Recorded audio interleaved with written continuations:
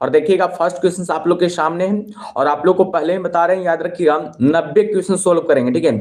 याद रखिए इसमें करेंट अफेयर्स रहेगा, हिस्ट्री रहेगा, पॉलिटी रहेगा, स्टैटिक रहेगा, साइंस रहेगा, सभी प्रकार का क्वेश्चंस देखने को मिलेगा इस क्लास में, ठीक है। तो चलिए क्लास को शुरू करते हैं, ठीक है। चलिए बताइएगा, क्लास शुरू हो चुका है। यहाँ पर फर्स्ट क्वेश्चन आप लोग के सामने आ गया है। बुर्ज होम नवा नवपाषाण युगीन स्थल खालिस्तान में स्थित है, यानी कि बुर्ज होम में जो कहाँ स्थित है। सब लोग फटाफट जवाब दीजिएगा इस प्रश्न का सही उत्तर क्या होगा। बिल्कुल सभी को हैप्पी महाशिवरात्रि, सभी को महाशिवरात्रि की ढेर सारी शुभकामनाएं। चलिए यहाँ पर जवाब देंगे, बुर्ज होम नवपाषाण युगीन स्थल है जो कहाँ स्थित है। सब लोग फटाफट जवाब दीजिएगा। क्लास को सब लोग शेयर करेंगे, ठीक है। आप लोग क्लास को नहीं शेयर करते हैं और देखिएगा आप लोग को 90 क्वेश्चन सोल्व कराएंगे, याद रखिएगा 90 क्वेश्चन आप लोग को सोल्व कराएंगे, ठीक है। और बहुत ही बेहतरीन क्लास होगा, बहुत ही बेहतरीन क्लास होने वाला, ठीक है जी। बिल्कुल भी बता रहे हैं। चलिए सिमरन कुमारी जी, चलिए सभी लोग जवाब देंगे, ठीक है। यहाँ पर आप लोग सभी लोग जवाब देंगे। याद रखिएगा फर्स्ट नंबर क्वेश्चन का जो सही उत्तर हो जाएगा जम्मू और कश्मीर में हो जाएगा। बिल्कुल याद रखिएगा, जो भी यहाँ पर जम्मू और कश्मीर लगा रहे हैं उनका बिल्कुल सही है। याद रख जम्मू और कश्मीर में याद रखिएगा बुर्ज होम स्थित है, ये आप लोग क्या कीजिएगा, बिल्कुल याद रखिएगा। जो भी यहाँ पर ऑप्शन नंबर डी बता रहे हैं उनका बिल्कुल सही उत्तर गया, ये आप लोग क्या कीजिएगा, बिल्कुल याद रखिएगा जी। ये आप लोग क्या कीजिएगा, बिल्कुल याद रखिएगा। बहुत ही बेहतरीन सवाल है जी, बहुत ही बेहतरीन सवाल है। और आप लोग को पता होनी चाहिए कुत्ते के साथ मालिक को दफनाने, यानी कि मालिक के साथ कुत्ते को दफनाए जाने का साथ कहां से मिला है जी, याद रखिएगा बुर्ज होम से मिला है। यानी कि मालिक के साथ कुत्ते को दफनाने का साथ कहां से मिला है जी, याद रखिएगा बुर्ज होम से मिला है। ये आप लोग क्या कीजिएगा, बिल्कुल याद रखिएगा। ये आप लोग क्या कीजिएगा, बिल्कुल याद रखिएगा। और बताइएगा पत्थर की कुल्हाड़ी का साथ कहां से मिला है। पत्थर की कुल्हाड़ी का साथ कहां से मिला है, याद रखिए बुर्ज होम से ही मिला है। पत्थर की कुल्हाड़ी का भी साथ याद रखिए बुर्ज होम से ही मिला है। और याद रखिएगा औजार एवं हड्डी के औजार एवं भूरे जले हुए मिट्टी के बर्तन कहां से मिले हैं, याद रखिए मिट्टी के बर्तन में याद रखिए बुर्ज होम से ही मिले हैं। एक बात जरूर याद रखिएगा, कुत्ते के साथ याद मालिक के साथ कुत्ते का दफनाने का साथ याद रखिएगा बुर्ज होम से मिला है। इतना आप लोग क्या करेंगे, जरूर याद रखेंगे, ठीक है। चलिए सब लोग अगले प्रश्न का जवाब देंगे। अगला प्रश्न क्या करा, बहुत ही बेहतरीन क्लास रहने वाली जी। देखिएगा 2 नंबर क्वेश्चन क्या करा, यहाँ पर 2 नंबर क्वेश्चन करा, ध्यान से पढ़िएगा, ठीक है। ध्यान से पढ़िएगा, बहुत ही बेहतरीन बेहतरीन क्वेश्चन से क्या करा। जैन दर्शन शास्त्र के अनुसार जीन का अर्थ खालिस्तान होता है, यानी कि जीन का अर्थ क्या होता है। सब लोग कमेंट बॉक्स बताएंगे। जैन दर्शन शास्त्र के अनुसार जीन के अनुसार क्या होता है, सब लोग बताएंगे इस प्रश्न का सही उत्तर क्या होगा। तो बहुत ही बेहतरीन क्लास है, ठीक है। चलिए जवाब दीजिए। काजल कुमारी जी बिल्कुल जुड़ चुके हैं, गुड मॉर्निंग सभी को। चलिए बताइएगा, जैन दर्शन शास्त्र के अनुसार जीन शब्द का अर्थ खाली स्थान होता है, ईश्वर होता है, कि विजेता होता है, कि बंधनों से मुक्ति होता है, कि योग होता है। चलिए सभी लोग फटाफट जवाब देंगे इस प्रश्न का सही उत्तर क्या होगा। और क्लास को सभी लोग जोरदार तरीका से शेयर भी कर देंगे। चलिए बिल्कुल ऋषभ सिंह जी बिल्कुल भी बता रहे हैं, विकास कुमार जी बिल्कुल भी बता रहे हैं, और बताएंगे सब लोग। सिमरन कुमार जी बिल्कुल भी बता रहे हैं। याद रखिएगा 2 नंबर क्वेश्चन की बात किया जा रहा है जी। किसका बात किया जा रहा है, याद रखिए 2 नंबर क्वेश्चन की बात किया जा रहा है। याद रखिए इसका जो सही उत्तर हो जाएगा, जिन का अर्थ होता है विजेता जी, क्या होता है, विजेता होता है। जो भी यहाँ पर ऑप्शन नंबर बी लगा रहे हैं उनका बिल्कुल बिल्कुल सही है, ठीक है। आप लोग बता दीजिएगा, थोड़ा सा आप लोग से सवाल पूछते हैं। जैन धर्म के संस्थापक कौन हो जाएंगे जी, बताइएगा। जैन धर्म के संस्थापक कौन हो जाएंगे, सभी लोग कमेंट बॉक्स में बताएंगे। जैन धर्म के संस्थापक कौन हो जाएंगे, सभी लोग फटाफट जवाब दीजिएगा। जैन धर्म के संस्थापक कौन हो जाएंगे, सभी लोग बताएंगे। जैन धर्म के संस्थापक कौन हो जाएंगे, महावीर स्वामी। कौन जी, याद रखिए महावीर स्वामी हो जाएंगे, जो कि जैन धर्म के क्या है जी, संस्थापक हैं। महावीर स्वामी हो जाएंगे जो कि जैन धर्म के क्या है जी, संस्थापक हैं। ये आप लोगों को क्या आना चाहिए, बिल्कुल सॉरी, संस्थापक ऋषभ देव हो जाएंगे जी। वास्तविक संस्थापक भले महावीर स्वामी हो जाएंगे, संस्थापक हो जाएंगे ऋषभ देव। महावीर स्वामी हो जाएंगे जो कि वास्तविक संस्थापक, याद रखिएगा। जैन धर्म के वास्तविक संस्थापक की बात किया जाए, याद रखिएगा महावीर स्वामी लगेगा। लेकिन जैन धर्म के ऐसी अगर संस्थापक की खाली बात किया जाए तो याद रखिए ऋषभ देव हो जाएगा। कौन हो जाएगा, याद रखिए ऋषभ देव हो जाएगा। याद रखिए ऋषभ देव हो जाएगा, याद रखिए ऋषभ देव हो जाएगा। जैन धर्म का वास्तविक संस्थापक याद रखिए महावीर स्वामी, लेकिन जैन धर्म के खाली संस्थापक की बात किया जाए तो याद रखिए ऋषभ देव हो जाएगा। ये आप लोग क्या करेंगे, बिल्कुल याद रखें। लेकिन आप लोग से क्या पूछा जा सकता है एग्जाम में, आप लोग से ये पूछा जाता है कि ये बताइए भाई, यानी कि जैन महावीर स्वामी का जन्म पहले कहां हुआ था, बताइएगा। महावीर स्वामी के जन्म कहां हुआ था जी, तो याद रखिए वैशाली के निकट कुंडल ग्राम में। वैशाली के निकट याद रखिए कुंडल ग्राम में इनका जन्म हुआ था। वैशाली के निकट याद रखिए कुंडल ग्राम में जन्म इनका हुआ था। कुंडल ग्राम में इनका जन्म हुआ था। और मृत्यु कहां हुआ था जी, याद रखिए पावापुरी में हुआ था। याद रखिए पावापुरी में इनका क्या हो गया था, मृत्यु हो गया था। ये भी आप लोग याद रखिएगा।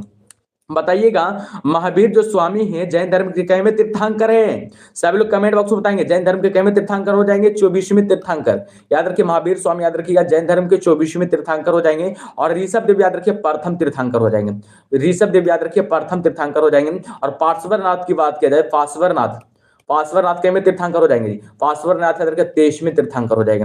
जैन धर्म के याद रखिए 23वें तीर्थंकर याद रखिए पार्श्वनाथ हो जाएंगे। इतना बात आप लोग को समझ में आया कि नहीं? इतना बात आप लोग को समझ में आया कि नहीं? सभी लोग बताएंगे इतना बात आप लोग को समझ में आया कि नहीं? बिल्कुल सभी को है।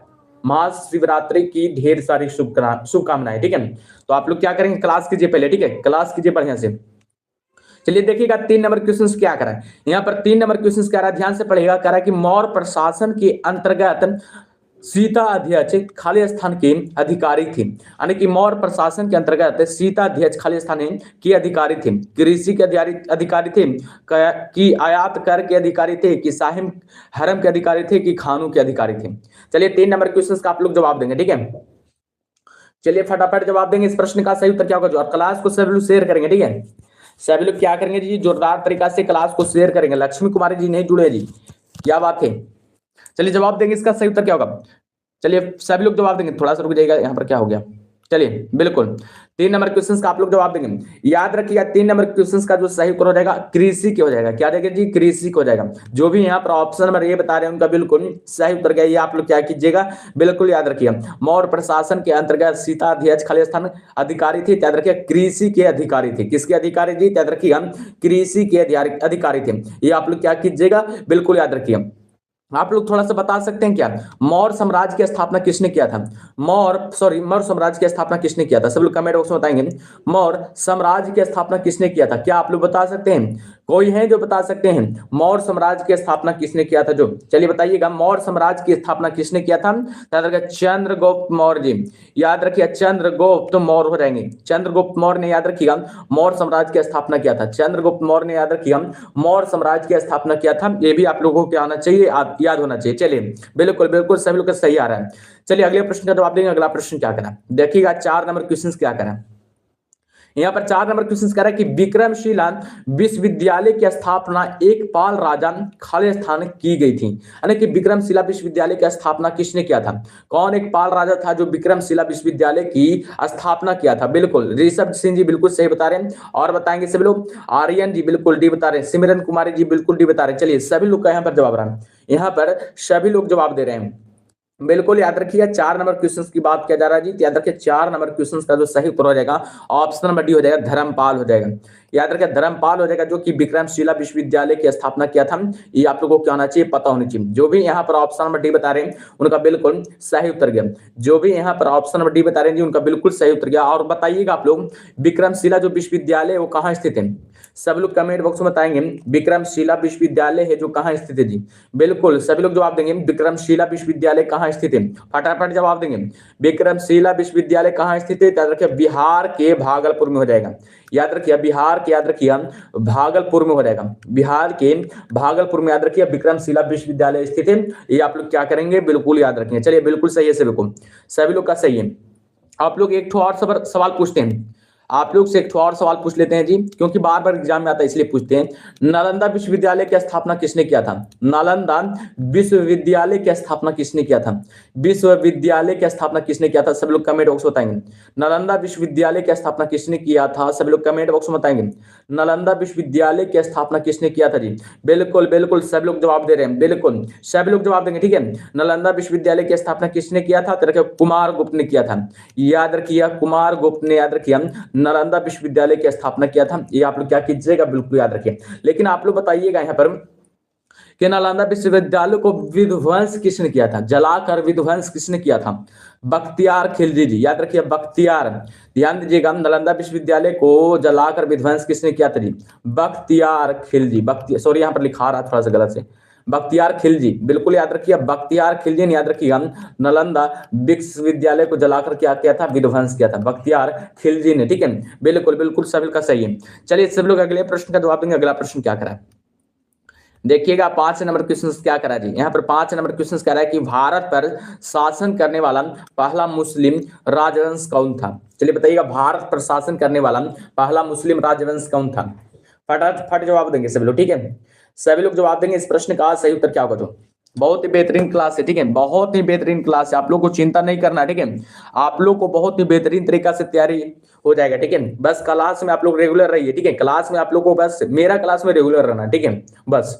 चलिए विकास कुमार जी बिल्कुल ये बता रहे हैं और बताएंगे सब लोग, भारत पर शासन करने वाला पहला मुस्लिम राजवंश कौन था।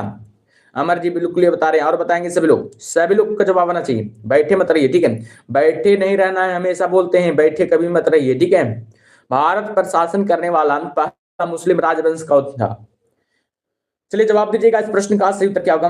बिल्कुल काजल कुमारी जी बिल्कुल ये बता रहे हैं। याद रखिए 5 नंबर क्वेश्चन की बात किया जा रहा है, याद रखिए इसका जो सही उत्तर हो जाएगा ऑप्शन नंबर बी हो जाएगा जी, गुलाम राजवंश हो जाएगा।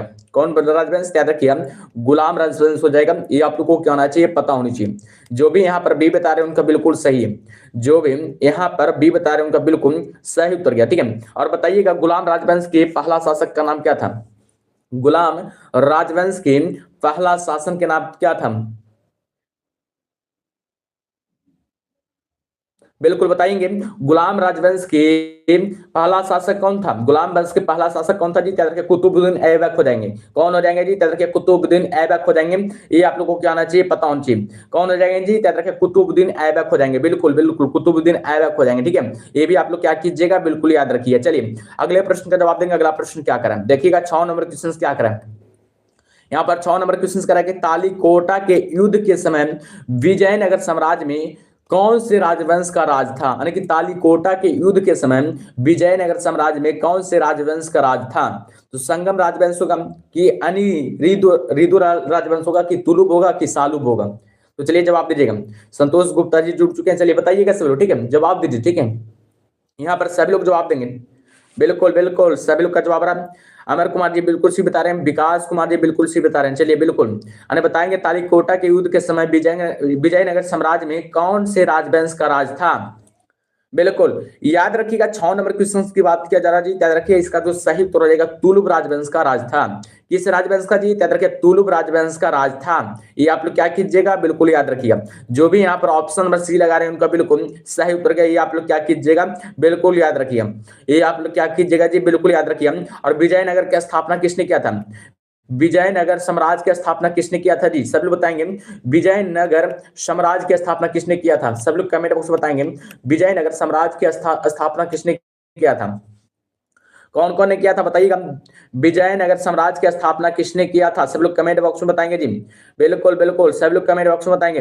बिल्कुल याद रखिए हरिहर एवं बुक्का ने, किसने जी, याद रखिए हरिहर एवं बुक्का ने किया था, किसने जी, याद रखिए हरिहर एवं बुक्का दो भाई था, ठीक है, हरिहर और बुक्का दो भाई था, हरिहर और बुक्का दो भाई था, उन्होंने ही याद रखिएगा यानी कि विजयनगर साम्राज्य की स्थापना किया था, ठीक है, बिल्कुल बिल्कुल सभी लोग सही बता रहे हैं। और बताइएगा तालीकोटा के युद्ध कब हुआ था, सभी लोग फटाफट जवाब देंगे। तालीकोटा का जो युद्ध हुआ था कब हुआ था बताइए, तालीकोटा का युद्ध कब हुआ था, सभी लोग कमेंट बॉक्स में बताएंगे।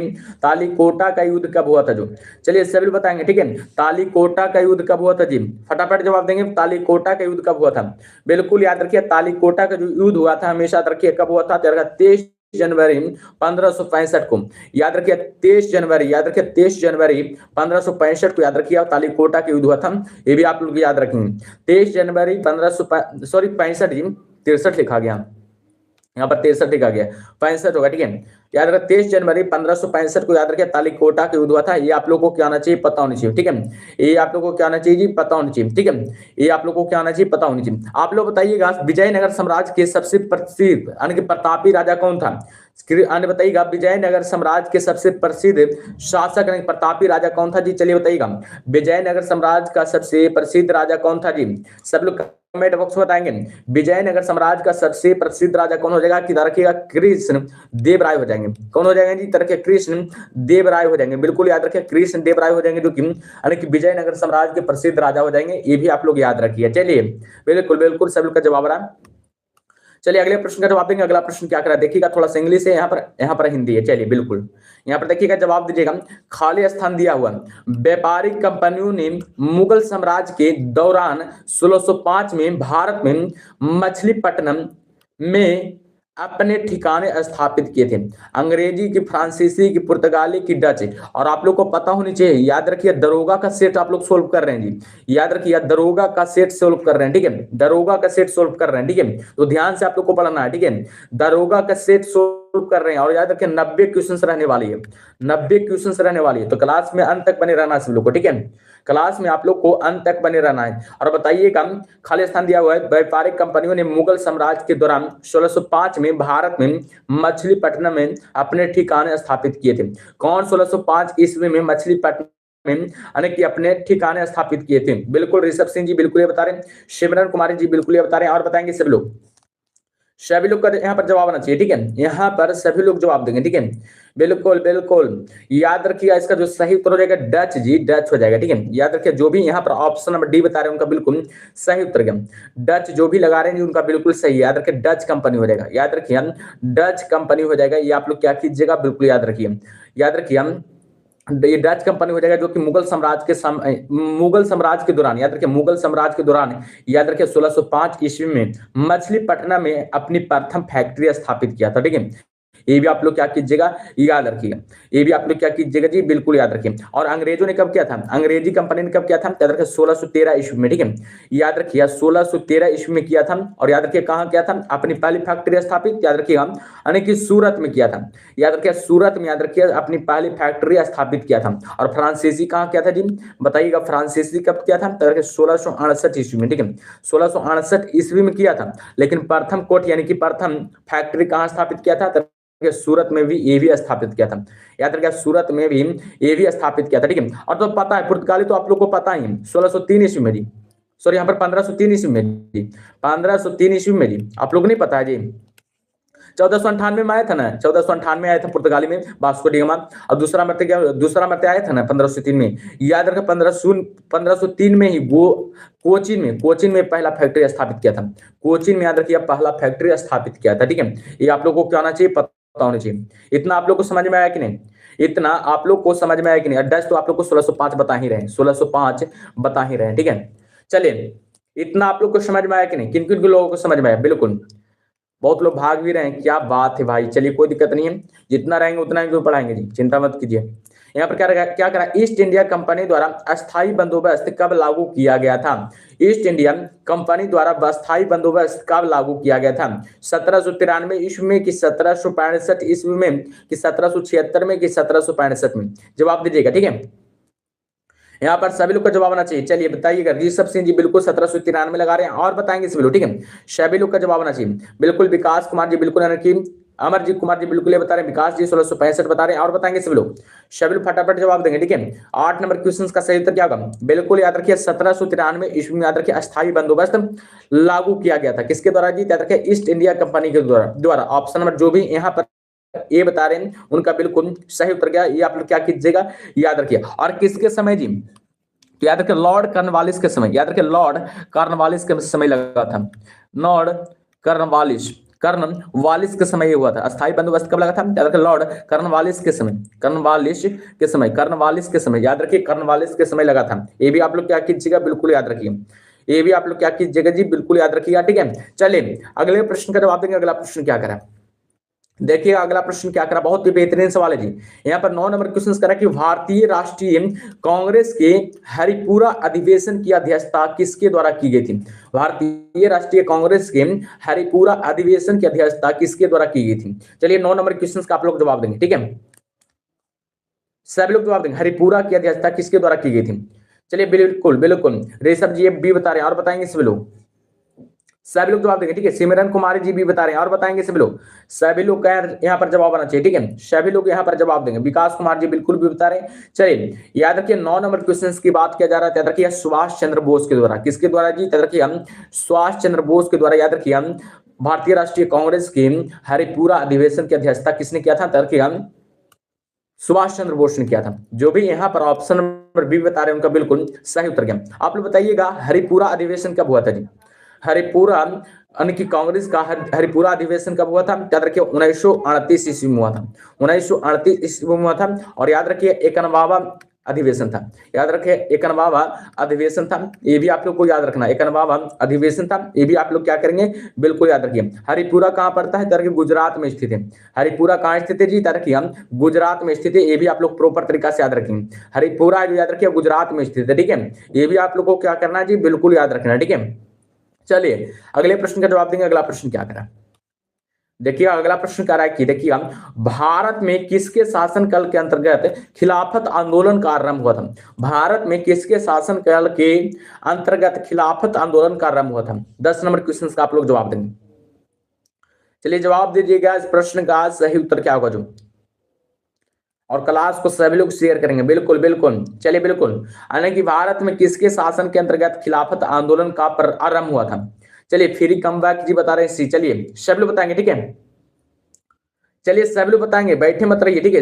ऋषभ सिंह जी बिल्कुल सही बता रहे हैं, और बताएंगे सभी लोग यहाँ पर बताएंगे। विकास पटेल जी बिल्कुल सही बता रहे हैं, बिल्कुल बिल्कुल। सिमरन कुमार जी बिल्कुल सही बता रहे हैं। याद रखिए लॉर्ड चेम्सफोर्ड के समय, याद रखिए लॉर्ड चेम्सफोर्ड के अंतर्गत, याद रखिए जो भी यहाँ पर ऑप्शन नंबर सी बता रहे हैं उनका बिल्कुल सही उत्तर गया। जो भी यहाँ पर ऑप्शन नंबर सी बता रहे हैं जी उनका बिल्कुल सही उत्तर गया। इनका समय क्या था जी, इनका शासनकाल का समय क्या था, याद रखिए 1916 से 1921 ईस्वी तक। 1916 से याद रखिए 1921 ईस्वी तक याद रखिए इनका शासनकाल का समय था। ये भी आप लोग क्या कीजिएगा, बिल्कुल याद रखिए, ये भी आप लोग क्या कीजिएगा, याद रखिए। और याद रखिए खाली खिलाफत ही आंदोलन का शुरुआत नहीं हुआ, बल्कि याद रखिएगा असहयोग आंदोलन, खिलाफत एवं असहयोग आंदोलन दोनों शुरू हुआ था, ठीक है। असहयोग आंदोलन दोनों शुरू हुआ था, खिलाफत एवं असहयोग आंदोलन दोनों शुरू हुआ था। ये आप लोग क्या कीजिएगा, बिल्कुल याद रखें। खिलाफत एवं असहयोग आंदोलन दोनों शुरू हुआ था।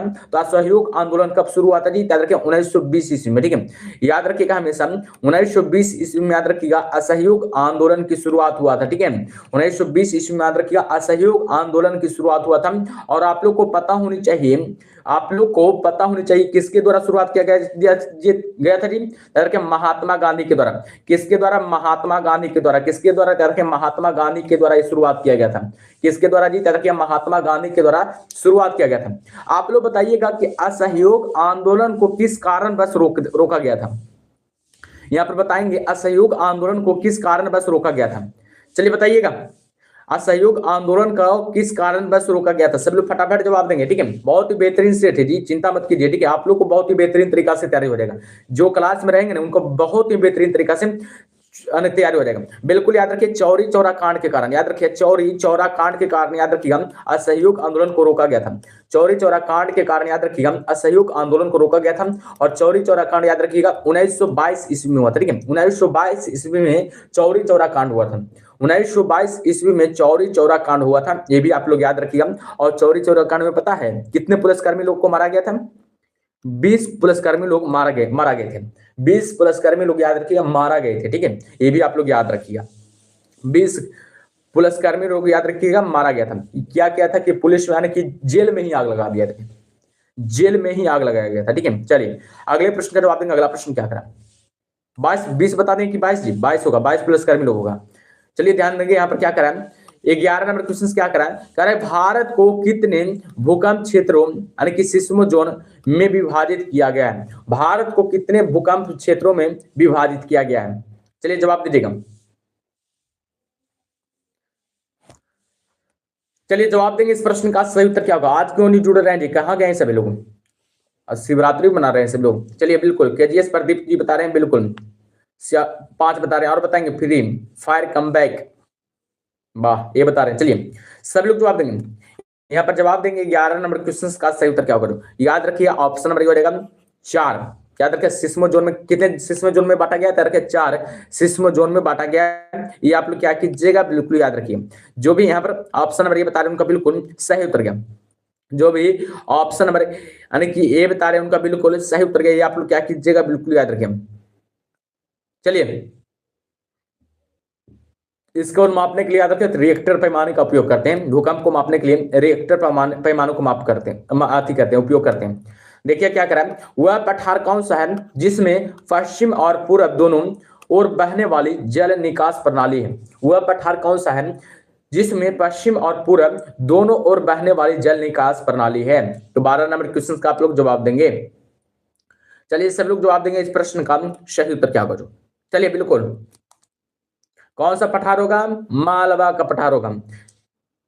याद रखिएगा मालवा का पठार हो जाएगा, याद रखिएगा मालवा का पठार हो जाएगा। जो भी यहाँ पर ऑप्शन नंबर ए बता रहे हैं उनका बिल्कुल सही उत्तर गया। जो भी यहाँ पर ऑप्शन ए बता रहे हैं उनका बिल्कुल सही उत्तर गया, मालवा का पठार हो जाएगा।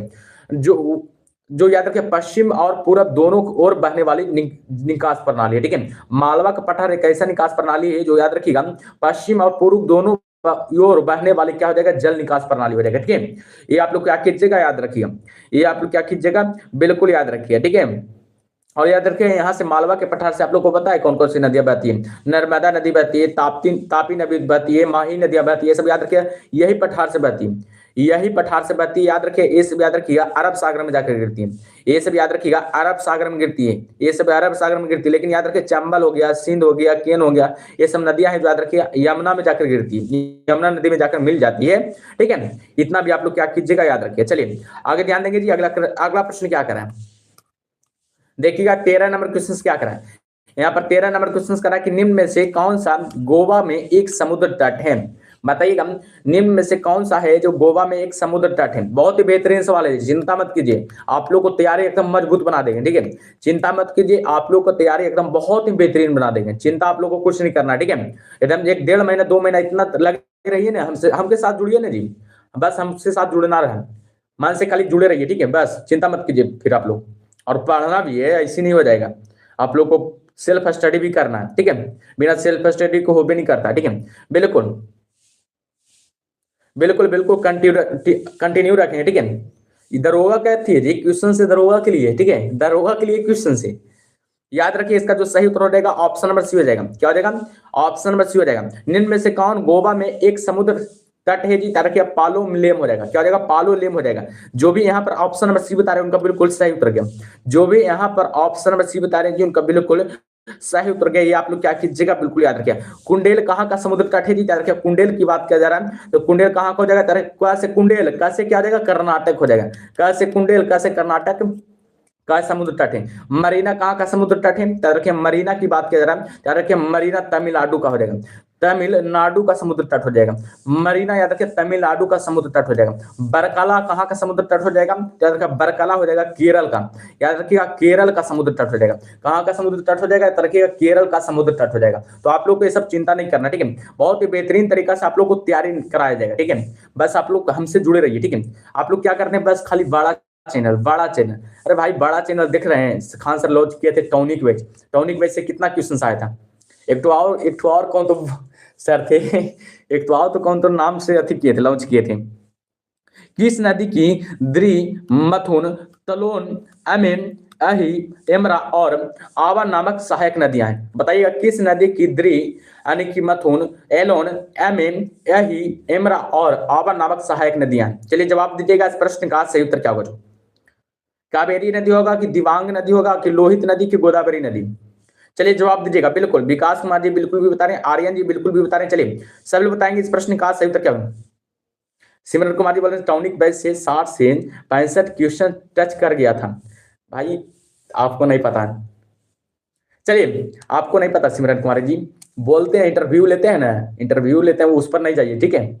इंटरव्यू लेते हैं उस पर मत जाइए, ठीक है। याद रखिए उतना सबको याद रहता है। देखिएगा आने की 20-30 क्वेश्चन नहीं याद रहता जी, 20-30 क्वेश्चन सबको याद रहता है, 20-30 क्वेश्चन सबको याद रहता है, ठीक है। इतना अथी नहीं कीजिए, दिमाग हो जाएगा। चलिए अगले प्रश्न का जवाब देंगे। अगला प्रश्न क्या करा? आप बताइए बिहार पुलिस वाला में कैगो लड़ा था? 2025 वाला में कैगो के लड़ा था? कौन कौन टीचर के लड़ा था? बता दीजिएगा आप लोग। यहाँ पर क्या कर 15 नंबर क्वेश्चन। भारत के पूर्वी और पश्चिमी तटों में पाई जाने वाली मिट्टी खालिस्तान है, यानी कि भारत के पूर्वी और पश्चिमी तटों में पाए जाने वाली मिट्टी को किस नाम से जानते हैं? चलिए बताइएगा 15 नंबर क्वेश्चन का सही उत्तर क्या होगा? यहाँ पर सब लोग जवाब देंगे, ठीक है। भारत के पूर्वी और पश्चिमी तटों में पाई जाने वाली मिट्टी खालिस्तान है। 15 नंबर क्वेश्चन का जवाब देंगे। बिल्कुल बिल्कुल याद रखिए इसका जो सही उत्तर हो जाएगा ऑप्शन नंबर डी हो जाएगा कछार हो जाएगा। कौन सा मिट्टी हो जाएगा? याद रखिए कछार हो जाएगा। बिल्कुल याद रखिए कछार हो जाएगा। जो भी यहाँ पर ऑप्शन नंबर डी बता रहे हैं उनका बिल्कुल सही उत्तर है। भारत के पूर्वी और पश्चिमी तटों में पाई जाने वाली मिट्टी क्या हो जाएगा? कछार मिट्टी हो जाएगा। कौन सा मिट्टी हो जाएगा जी? रखिए कछार मिट्टी हो जाएगा। ये आप लोग क्या कीजिएगा? बिल्कुल याद रखिए। ये आप लोग क्या कीजिएगा जी? बिल्कुल याद रखिए हमेशा, ठीक है। चलिए अगले प्रश्न का जवाब देंगे। अगला प्रश्न क्या करा? बहुत ही बेहतरीन क्लास है जी, चिंता आप लोग को नहीं करना है, ठीक है। पढ़िए ना, रेगुलर खाली रहना है आप लोग को, ठीक है। 16 नंबर क्वेश्चन क्या करा? यदि कोई तारा सूर्य से बड़ा है किंतु उससे 2 गुना बड़ा नहीं है तो वह एक खालिस्तान में परिवर्तित हो जाता है। बताइएगा, यदि कोई तारा सूर्य से बड़ा है किंतु उससे 2 गुना बड़ा नहीं है तो वह एक खालिस्तान में परिवर्तित हो जाता है। चलिए बताइए, पल्सर के रूप में कि मैक्सिमा के रूप में कि एवेंजर के रूप में कि डिस्कवर के रूप में? तो बताएंगे 16 नंबर क्वेश्चन का सही उत्तर क्या होगा। चलिए सभी लोग फटाफट जवाब देंगे जी इस प्रश्न का सही उत्तर क्या होगा, ठीक है। चलिए बिल्कुल बिल्कुल याद रखिएगा, इसका जो सही उत्तर हो जाएगा पल्सर हो जाएगा। किसके रूप में जी? पल्सर के रूप में, ठीक है। जो भी यहाँ पर ऑप्शन नंबर ये बता रहे हैं उनका बिल्कुल सही उत्तर गया। जो भी यहाँ पर ऑप्शन नंबर ये बता रहे हैं उनका बिल्कुल सही उत्तर गया, ठीक है। याद रखिए पल्सर के रूप में परिवर्तित हो जाता है। यदि कोई तारा सूर्य से बड़ा है किंतु उसे 2 गुना बड़ा नहीं है तो याद रखिए वह किसके रूप में परिवर्तित हो जाता है? पल्सर के रूप में परिवर्तित हो जाता है। पल्सर के रूप में याद रखिए परिवर्तित हो जाता है। ये भी आप लोग याद रखेंगे, ठीक है। चलिए अगले प्रश्न का जवाब देंगे। अगला प्रश्न क्या करा? देखिएगा 17 नंबर क्वेश्चन क्या करा है यहाँ पर। 17 नंबर क्वेश्चन करा है कि पृथ्वी के आकार को कैसा बताया जाता है? पृथ्वी के आकार को कैसा बताया जाता है जी? परिपत्र बताया जाता है कि अंडाकार बताया जाता है कि चपटा अंडाकार बताया जाता है कि गोलाकार बताया जाता है? तो बताइए पृथ्वी के आकार को कैसा बताया जाता है? चलिए बताइएगा, सभी लोग बताएंगे, ठीक है। 17 नंबर क्वेश्चन का आप लोग जवाब देंगे और सेशन को भी लाइक करिए, आप लोग नहीं लाइक करते हैं जी। चलिए रमेश कुमार जी बिल्कुल भी बता रहे हैं, ऋषभ सिंह जी बिल्कुल सी बता रहे हैं और बताएंगे सब लोग। आर्यन जी बिल्कुल डी बता रहे हैं। चलिए पृथ्वी के आकार को कैसा बताया जाता है जी? परिपत्र बताया जाता है कि अंडाकार बताया जाता है कि चपटा अंडाकार बताया जाता है कि गोलाकार बताया जाता है? चलिए बिल्कुल याद रखिए, आज 17 नंबर क्वेश्चन की बात किया जाता है, रखिए ऑप्शन क्या देगा? सी हो जाएगा, चपटा अंडाकार बताया जाता है। जो भी यहाँ पर ऑप्शन नंबर सी बता रहे हैं उनका बिल्कुल सही उत्तर गया। जो भी ऑप्शन नंबर यहाँ पर सी बता रहे हैं उनका बिल्कुल सही उत्तर गया। और पृथ्वी को ये पता है, पृथ्वी को क्या कहते हैं जी? नीला ग्रह के नाम से जानते हैं। कौन सा ग्रह के नाम से जानते हैं? याद रखिएगा नीला ग्रह के नाम से जानते हैं। कौन सा ग्रह के नाम से जानते हैं? याद रखिएगा नीला ग्रह के नाम से जानते हैं। ये आप लोग क्या कीजिएगा? याद रखिएगा, ये आप लोग क्या कीजिएगा? बिल्कुल याद रखिएगा। और बताइएगा पृथ्वी कितने डिग्री अपने अक्ष पर झुकी रहती है जी? याद रखिएगा 23.5 डिग्री अपने अक्ष पर झुकी रहती है। 23.5 डिग्री याद रखिएगा अपने अक्ष पर झुकी रहती है। ये आप लोग क्या कीजिएगा? बिल्कुल याद रखिएगा, ये आप लोग क्या कीजिएगा जी? बिल्कुल याद रखिए, ठीक है। और बताइएगा पृथ्वी पर आप लोग बताना है, यहाँ पर ध्यान से सुनिएगा, ठीक है। क्लास में छोड़कर भागना नहीं है, ठीक है। क्लास छोड़कर आप लोग को भागना नहीं है, ठीक है। अब बताएंगे यहाँ पर मिटबो नहीं करेगा यहाँ से। चलिए बताइएगा, यहाँ पर आप लोग बताइएगा कि एग्जाम में क्या पूछा जा सकता है? पूछा यह जाएगा कि बताइए भैया कि पृथ्वी पर अधिकतम ऊंचाई किसका है जी? बताइएगा पृथ्वी पर अधिकतम ऊंचाई किसका हो जाएगा? याद रखिए माउंट एवरेस्ट का। किसका जी? याद रखिए माउंट एवरेस्ट का हो जाएगा। किसका जी? याद रखिए माउंट एवरेस्ट का हो जाएगा। माउंट एवरेस्ट और याद रखिए पृथ्वी पर अधिकतम ऊंचाई हो जाएगा। माउंट एवरेस्ट का पृथ्वी पर याद रखिए अधिकतम ऊंचाई हो जाएगा। जिसका बात किया जाए, इसका ऊंचाई की बात किया जाए तो रखिए 8,850 मीटर ऊंचाई, ठीक है। 8,850 मीटर ऊंचाई, ठीक है। आगे बताएंगे पृथ्वी पर सबसे अधिकतम गहराई कौन है जी? बताइए गहराई वाला कौन हो जाएगा? पृथ्वी पर सबसे अधिकतम गहराई वाला कौन हो जाएगा? मेरियाना गर्त हो जाएगा। कौन हो जाएगा जी? तरक्की मेरियाना गर्त हो जाएगा। मेरियाना गर्त हो जाएगा जो कि पृथ्वी पर सबसे अधिकतम गहरा वाला क्षेत्र है, ठीक है। याद रखें मेरियाना गर्त की जो गहराई है पता है कितना है? 11,033 मीटर हो जाएगा। 11,033 मीटर हो जाएगा। ये भी आप लोग को क्या होना चाहिए? पता होनी चाहिए। इतना बात आप लोग को समझ में आया कि नहीं? इतना बात आप लोग को समझ में आया कि नहीं? चलिए बिल्कुल आगे ध्यान देंगे। आगे क्या करा देखिएगा, 18 नंबर क्वेश्चन क्या करा यहाँ पर? 18 नंबर क्वेश्चन कह रहा, ध्यान से सुनिएगा। कह रहा पृथ्वी की भूमध्य रेखा के उत्तर या दक्षिण के स्थान की कोणीय दूरी का वर्णन करने के लिए किस शब्द का उपयोग किया जाता है जी? चलिए बताइए पृथ्वी की भूमध्य रेखा के उत्तर या दक्षिण के स्थान की कोणीय दूरी का वर्णन करने के लिए किस शब्द का उपयोग किया जाता है? चलिए जवाब दीजिएगा इस प्रश्न का सही उत्तर क्या करो। चलिए बिल्कुल विकास कुमार जी शी बता रहे हैं और बताएंगे सब लोग।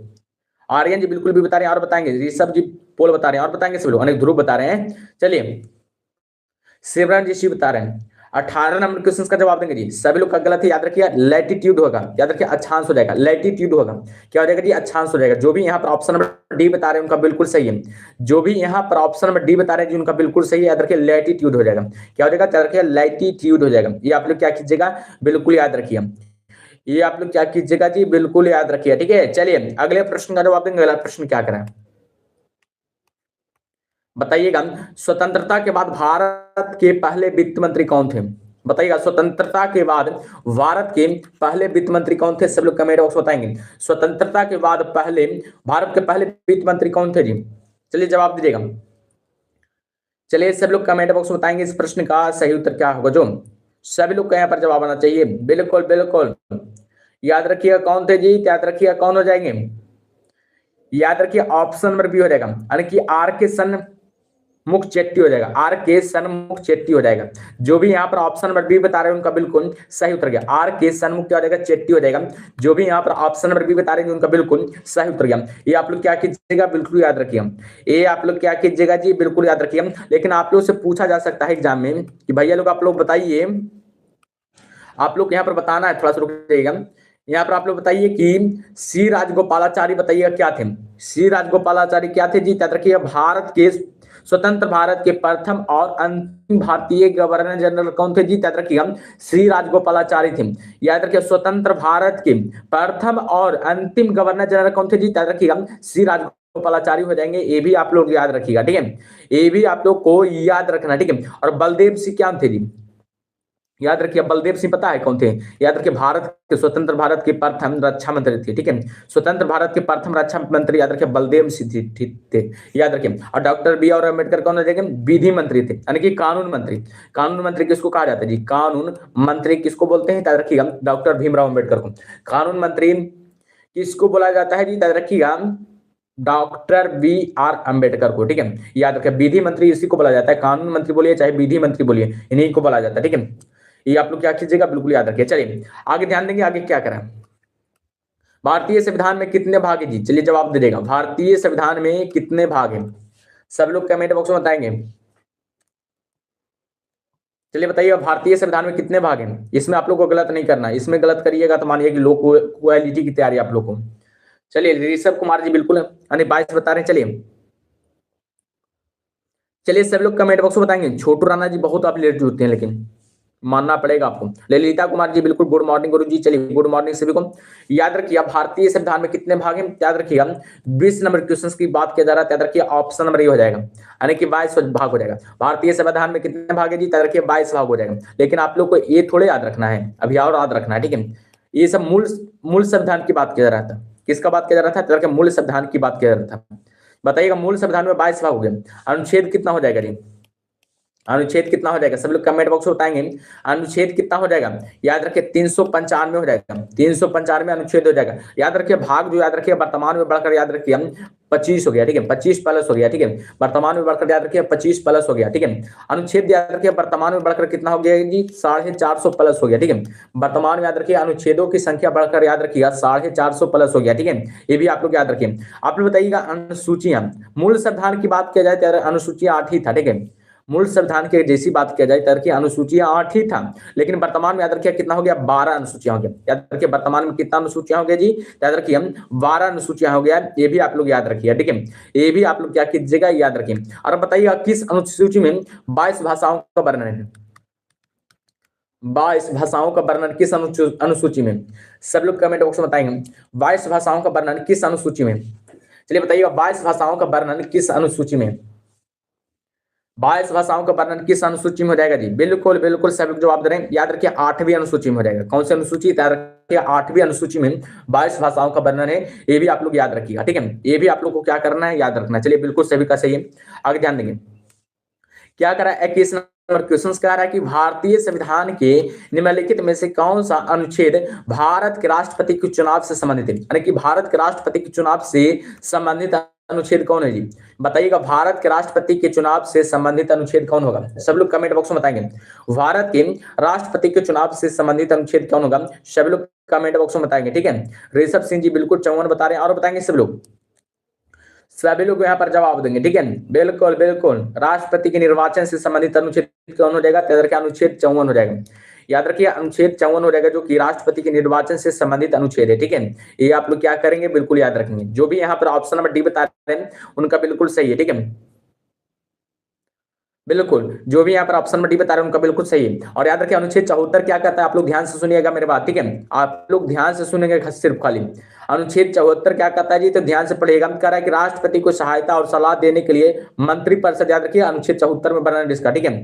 अनुच्छेद 74 में इसका वर्णन है, ठीक है? अनुच्छेद 78 क्या कहता है, ध्यान से सुनिएगा। कह रहा है अनुच्छेद 78 की राष्ट्रपति को जानकारी देने के संबंध में प्रधानमंत्री के कर्तव्य, याद रखिए अनुच्छेद 78 में वर्णन है। और याद रखिएगा अनुच्छेद 103 में किसका वर्णन है जी, याद रखिए अनुच्छेद 103 में इसका वर्णन, याद रखिए सदस्यों की निर्भरताओं से संबंधित प्रश्नों पर क्वेश्चन विनिमय जी, विनिश्चय विनिश्चय हो जाएगा, ठीक है? चलिए आगे ध्यान देंगे, आगे क्या करा है यहाँ पर जवाब दीजिएगा। 22 नंबर क्वेश्चन का सही उत्तर क्या होगा? जो यहाँ पर कह रहा है 22 नंबर क्वेश्चन के संविधान के किस भाग में अंतर्राष्ट्रीय शांति और सुरक्षा को बढ़ावा देना वर्णित किया गया? संविधान के किस भाग में अंतर्राष्ट्रीय सुरक्षा को बढ़ावा देना वर्णित किया गया है? चलिए जवाब दीजिएगा इस प्रश्न का सही उत्तर क्या होगा? चलिए सब लोग जवाब देंगे, ठीक है? बहुत ही बेहतरीन क्वेश्चन थे जी, और बहुत ही आसान भी क्वेश्चन है। आप लोग क्या कीजिएगा, ध्यान से पढ़िएगा तो एक एक सवाल बन जाएगा। चलिए बिल्कुल याद रखिए क्या हो जाएगा जी, रखिए इस प्रश्न का जो सही उत्तर हो जाएगा डीपीएसपी हो जाएगा। याद रखिए डीपीएसपी यानी कि राज्य के नीति निर्देशक सिद्धांत हो जाएगा। जो भी यहाँ पर ऑप्शन नंबर सी बता रहे हैं उनका बिल्कुल सही उत्तर है। जो भी यहाँ पर ऑप्शन नंबर सी बता रहे हैं उनका बिल्कुल सही उत्तर है। थोड़ा सा यहाँ पर समझाना बनता है, ठीक है? यहाँ पर थोड़ा सा समझाना बनता है, तो क्या करेंगे तो आप लोग को समझाएंगे। बताइएगा मौलिक अधिकार कहाँ से लिए गए? मौलिक अधिकार है जो किस देश के संविधान से लिया गया, सब लोग बताएंगे। मौलिक अधिकार किस देश के संविधान से लिया गया जी? मौलिक अधिकार बताइएगा, ठीक है? मौलिक अधिकार किस देश के संविधान से लिया गया? सब लोग फटाफट जवाब देंगे, ठीक है? बिल्कुल बिल्कुल सब लोग जवाब देंगे। मौलिक अधिकार किस देश के संविधान से लिया गया? बिल्कुल याद रखिए यूएस यानी कि अमेरिका के संविधान से लिया गया। कहने का मतलब अमेरिका के संविधान से लिया गया। कहां से जी? रखिए अमेरिका के संविधान से लिया गया। प्रस्तावना के बारे में बताइएगा। संविधान की आत्मा किसको बोलते हैं जी? संविधान की आत्मा किसको बोला जाता है? तो रखिए प्रस्तावना को बोला जाता है। संविधान की आत्मा या कुंजी किसको बोलते हैं? प्रस्तावना को बोलते हैं। ये भी आप लोगों को क्या आना चाहिए, पता होना चाहिए। संविधान की आत्मा और कुंजी किसको बोलते हैं? तो प्रस्तावना को बोलते हैं। प्रस्तावना के बारे में बताइएगा। प्रस्तावना कहां से लिया गया? प्रस्तावना है जो कहां से लिया गया? प्रस्तावना की बात की जाए कहां से लिया गया है? याद रखिए कहां से जी? प्रस्तावना है जो कहां से लिया गया? बिल्कुल याद रखिए अमेरिका से लिया गया। कहां से जी? याद रखिएगा अमेरिका से लिया गया। प्रस्तावना याद रखिए अमेरिका से लिया गया। लेकिन बात करें प्रस्तावना की भाषा, भाषा कहां से लिया गया? सभी बताएंगे प्रस्तावना की जो भाषा है वो कहां से लिया गया? याद रखिए ऑस्ट्रेलिया से लिया गया जी। याद रखिए ऑस्ट्रेलिया से प्रस्तावना की भाषा लिया गया। ऑस्ट्रेलिया से याद रखिए प्रस्तावना की भाषा लिया गया। अब डीपीएसपी में आइएगा। अब आप लोग को डीपीएसपी माना, ठीक है? यानी कि राज्य के नीति निर्देशक सिद्धांत कहां से लिया गया? रखिएगा कहां से लिया गया? राज्य के नीति निर्देशक सिद्धांत कहां से लिया गया? याद रखिए कहां से जी? याद रखिए आयरलैंड से लिया गया। कहां से जी? याद रखिएगा आयरलैंड से लिया गया। कहां से? याद रखिए आयरलैंड के सिद्धांत से याद रखिए राज्य के नीति निर्देशक तत्व को लिया गया है। ये भी आप लोग याद रखेंगे, ठीक है? ये भी आप लोग याद रखेंगे। राज्य के नीति निर्देशक का सिद्धांत कहां से लिया गया? रखिएगा आयरलैंड के संविधान से लिया गया, ठीक है? यहाँ पर आप लोग एक और बता दीजिएगा, ठीक है? यहाँ पर मौलिक कर्तव्य के बारे में बताइएगा। मौलिक कर्तव्य भी यहाँ पर ऑप्शन पर रहना चाहिए, लेकिन डी में काट दिया है, ठीक है? यहाँ पर बताइएगा मौलिक कर्तव्य कहां से लिया गया? मौलिक कर्तव्य है जो कहां से लिया गया? सब लोग बताएंगे मौलिक कर्तव्य कहां से लिया गया। इतना बता ही दिया तो एक दो और बता दें। मौलिक कर्तव्य कहां से लिया गया जी? बिल्कुल याद रखिए रूस के संविधान से लिया गया। कहां से जी? रखिए रूस के संविधान से मौलिक कर्तव्य लिया गया। और बताइए मौलिक कर्तव्य का वर्णन किस अनुच्छेद में? याद रखिए 51 के ए में हो जाएगा। मौलिक कर्तव्य का वर्णन याद रखिएगा 51 के ए अनुच्छेद में वर्णन है, ठीक है? ये भी आप लोग याद रखिएगा, ठीक है? चलिए बिल्कुल याद रखिए। और मौलिक कर्तव्य को कब लिया गया था? रखिएगा 1976 ईस्वी में। 1976 ईस्वी में, 42वें संविधान संशोधन 1976 के तहत याद रखिएगा मौलिक कर्तव्य को जोड़ा गया था। और पता है किस समिति के द्वारा? याद रखिए स्वर्ण सिंह समिति के द्वारा। याद रखिए स्वर्ण सिंह समिति के द्वारा जोड़ा गया था। स्वर्ण सिंह समिति के द्वारा याद रखिएगा मौलिक कर्तव्य को जोड़ा गया था। स्वर्ण सिंह समिति के द्वारा याद रखिएगा मौलिक कर्तव्य को जोड़ा गया था। ये भी आप लोग याद रखिए, ठीक है? चलिए आगे ध्यान देंगे, आगे क्या करा देखिएगा। 23 नंबर क्वेश्चन क्या करा जी? देखिए करा भारतीय संविधान के किस अनुच्छेद में राष्ट्रपति के चुनाव के बारे में उल्लेख किया गया है? ये बहुत ही आसान क्वेश्चन से आप लोग जवाब देंगे, ठीक है? ये आप पीछे वाला क्वेश्चन से। चलिए बिल्कुल नीरज कुमार जी बिल्कुल 54 बता रहे हैं। और बताएंगे सभी लोग, यहाँ पर सभी लोग बताएंगे। बैठे किसी को नहीं रहना, ठीक है? सेशन को लाइक करते रहिए, ठीक है? सेशन को आप लोग लाइक करते रहिए, ठीक है? बिल्कुल छोटू राणा जी भी बता रहे हैं, अंकित जी बिल्कुल ये बता रहे हैं। याद रखिए अनुच्छेद 54 हो जाएगा जी। अनुच्छेद 54 हो जाएगा। जो भी यहाँ पर ऑप्शन नंबर बी बता रहे हैं उनका बिल्कुल सही है। अनुच्छेद क्या हो जाएगा? 54 हो जाएगा। अनुच्छेद क्या हो जाएगा जी, 54 हो जाएगा। अनुच्छेद 51 के में मौलिक कर्तव्य के बारे में वर्णन है, अभी बताएं मौलिक कर्तव्य के बारे में वर्णन अनुच्छेद 51 के ए में, ये आप लोगों को क्या आना चाहिए, पता होना चाहिए। अनुच्छेद 51 के ए में याद रखिए मौलिक कर्तव्य के बारे में वर्णन है, ठीक है, ये भी आप लोग याद रखिएगा, ये भी आप लोग को क्या करना है जी, बिल्कुल याद रखना है, ठीक है। चलिए बिल्कुल आप लोग बताइए अनुच्छेद 53 में किसका वर्णन है, अनुच्छेद 53 में किसका वर्णन है, सभी लोग बता देंगे, ठीक है, कमेंट बॉक्स में। राष्ट्रपति से संबंधित है। देखिए क्या करा है, 54 नंबर क्वेश्चन के, किसी भारतीय राज्य की राज्यपाल बनने वाली पहली महिला कौन थी, किसी भारतीय राज्य की राज्यपाल बनने वाली पहली महिला कौन थी, सरोजिनी नायडू होगा कि विजय लक्ष्मी पंडित होगा कि अरुणा असफ अली होगा कि कृष्णा हठी होगा। चलिए बिल्कुल जवाब देंगे इस प्रश्न का, सही उत्तर क्या होगा भाई, निर्वाचन से 54 होगा, ठीक है, अनुच्छेद 54 हो जाएगा। चलिए बिल्कुल सिमरन कुमार जी बिल्कुल ये बता रहे हैं, रोहित कुमार जी बिल्कुल ये बता रहे हैं। चलिए सभी लोग यहाँ पर जवाब रहा है। 24 नंबर क्वेश्चन का जवाब देंगे, बहुत ही बेहतरीन क्लास चल रहा है जी, आप लोग को क्लास छोड़कर नहीं जाना, ठीक है, आप लोग को क्लास छोड़कर नहीं जाना, ठीक है। चलिए बिल्कुल याद रखिएगा क्या हो जाएगा, ऑप्शन नंबर ये हो जाएगा, सरोजिनी नायडू को हो जाएगा। किस भारतीय राज्यपाल की राज्यपाल बनने वाली पहली महिला थी, याद रखिएगा सरोजिनी नायडू हो जाएंगे, जो कि याद रखिए भारतीय राज्य का राज्यपाल बनने वाली पहली महिला थी, ठीक है। जो भी यहाँ पर ऑप्शन नंबर ए बता रहे हैं उनका बिल्कुल सही उत्तर गया, जो भी यहाँ पर ऑप्शन नंबर ए बता रहे हैं उनका बिल्कुल सही उत्तर गया। और पता है किस राज्य के बने थी, उत्तर प्रदेश राज्य की, उत्तर प्रदेश राज्य में, याद रखिए उत्तर प्रदेश राज्य में पहली भारतीय महिला राज्यपाल बनी थी, ठीक है, उत्तर प्रदेश राज्य में पहली भारतीय महिला राज्यपाल बनी थी, ये भी आप लोग याद रखिए, ठीक है। ये भी आप लोग को क्या करना है जी, याद रखना है, ये भी आप लोग को क्या करना है, याद रखना है, ठीक है, बिल्कुल बिल्कुल याद रखें। स्वर कोकिला के नाम से इनको भी जाना जाता है जी, स्वर कोकिला, स्वर कोकिला इन्हीं को कहा जाता है, फिर स्वर कोकिला के नाम से इन्हीं को भी कहा जाता है, स्वर कोकिला। स्वर कोकिला तो ऐसे लता मंगेशकर को कहा जाता है, स्वर कोकिला ऐसे तो मंगेशकर को कहा जाता है कि लता मंगेशकर को कहा जाता है, लेकिन इनको भी याद रखिए स्वर कोकिला के नाम से भी जानते हैं, ठीक है, इनको भी याद रखिए स्वर कोकिला के नाम से भी जानते हैं, ठीक है, ये भी आप लोग याद रखिए, ठीक है। इन्होंने पुस्तक, एक कवि भी थे, याद रखिए सरोजिनी नायडू, याद रखिए एक कवि भी थे, क्या थे जी, यानी कि कवि भी थे, यानी कि लिखने वाला थे, यानी कि देखिएगा एक तो पुस्तक इनका लिखा गया था जिसका नाम है, बहुत बेहतरीन है और बहुत बार एग्जाम में आ चुका है, जिसका नाम क्या है जी, देखिएगा जिसका नाम यही है कि the golden threshold, the golden threshold, the golden threshold किसके द्वारा लिखा गया जी, याद रखिएगा द गोल्डन थ्रेशोल्ड, याद रखिएगा किसके द्वारा लिखा गया पुस्तक है, याद रखिएगा यानी कि सरोजिनी नायडू द्वारा याद रखिए लिखा गया पुस्तक है, और याद रखिए ये कविता था जी, याद रखिए कविता था, ठीक है, एक प्रकार का। इसमें 25 नंबर क्वेश्चन का जवाब देंगे, 25 नंबर क्वेश्चन का जवाब देंगे। यहां पर क्या करा, कह रहा है कि नियम, खालिस्तान दिया हुआ नियम, लोकसभा में कार्य संचालन और आचरण की नियमावली का खालिस्तान संसद भवन के समक्ष औपचारिक प्रस्ताव पेश किए जाने से संबंधित नहीं है, इसलिए इस नियम के तहत मामलों पर चर्चा के बाद मतदान हो सकता है। बताइएगा यहाँ पर इसका सही उत्तर क्या होगा, बिल्कुल बिल्कुल सही बता रहे हैं जी, क्या बोल रहे हैं, नीरज कुमार जी बोल रहे हैं कि ऑप्शन में दोनों रहेगा तो किनको, ऑप्शन में दोनों दे ही नहीं सकता, ठीक है, ऑप्शन में अगर दोनों देगा तो याद रखिए सबसे पहले होगा स्वर कोकिला, याद रखिएगा लता मंगेशकर हो जाएगा, ठीक है, लता मंगेशकर हो जाएगा, ठीक है, सबसे बाद पहले याद रखिए स्वर कोकिला हो जाएगा, लता मंगेशकर, ठीक है, ये आप लोग बिल्कुल याद रखिएगा, ठीक है, स्वर कोकिला में लता मंगेशकर हो जाएगा, याद रखिए लिखते थे जी, यानी पुस्तक पुस्तक लिखते थे, याद रखिएगा, ठीक है, बिल्कुल याद रखिएगा। इस प्रश्न का जो सही उत्तर हो जाएगा क्या हो जाएगा, 193 हो जाएगा, ठीक है। चलिए अगले प्रश्न का जवाब देंगे, अगला प्रश्न क्या करें, यहाँ पर 26 नंबर क्वेश्चन क्या करा है, कह रहा है कि दो राज्यों के बीच विवाद सर्वोच्च न्यायालय के किस अधिकार क्षेत्र में आता है, दो राज्यों के बीच विवाद सर्वोच्च न्यायालय के किस अधिकार क्षेत्र में आता है, 26 नंबर क्वेश्चन का जवाब देंगे। चलिए सभी लोग जवाब देंगे इस प्रश्न का सही उत्तर क्या होगा, जो बिल्कुल बिल्कुल बिल्कुल बिल्कुल जवाब देंगे सभी लोग, याद रखिए मौलिक अधिकार होगा जी, कैसे बता रहे हैं गलत जी, मौलिक में आता है, ठीक है, मौलिक अधिकार में आता है, ठीक है, जो भी यहाँ पर ऑप्शन नंबर डी बता रहे हैं उनका बिल्कुल सही उत्तर गया, जो भी यहाँ पर ऑप्शन नंबर डी बता रहे हैं उनका बिल्कुल सही उत्तर गया, ये आप लोग क्या कीजिएगा, बिल्कुल याद रखिए मौलिक अधिकार, याद रखिए किस अधिकार में, तो मौलिक अधिकार में आ जाता है, ठीक है, ये आप लोग याद रखिएगा, मौलिक में आ जाता है, मौलिक में, मौलिक अधिकार नहीं, मौलिक में आ जाएगा, ठीक है, क्या क्या बोल रहे हैं, देखिएगा अगला प्रश्न क्या करा, 27 नंबर क्वेश्चन आप लोग के सामने है।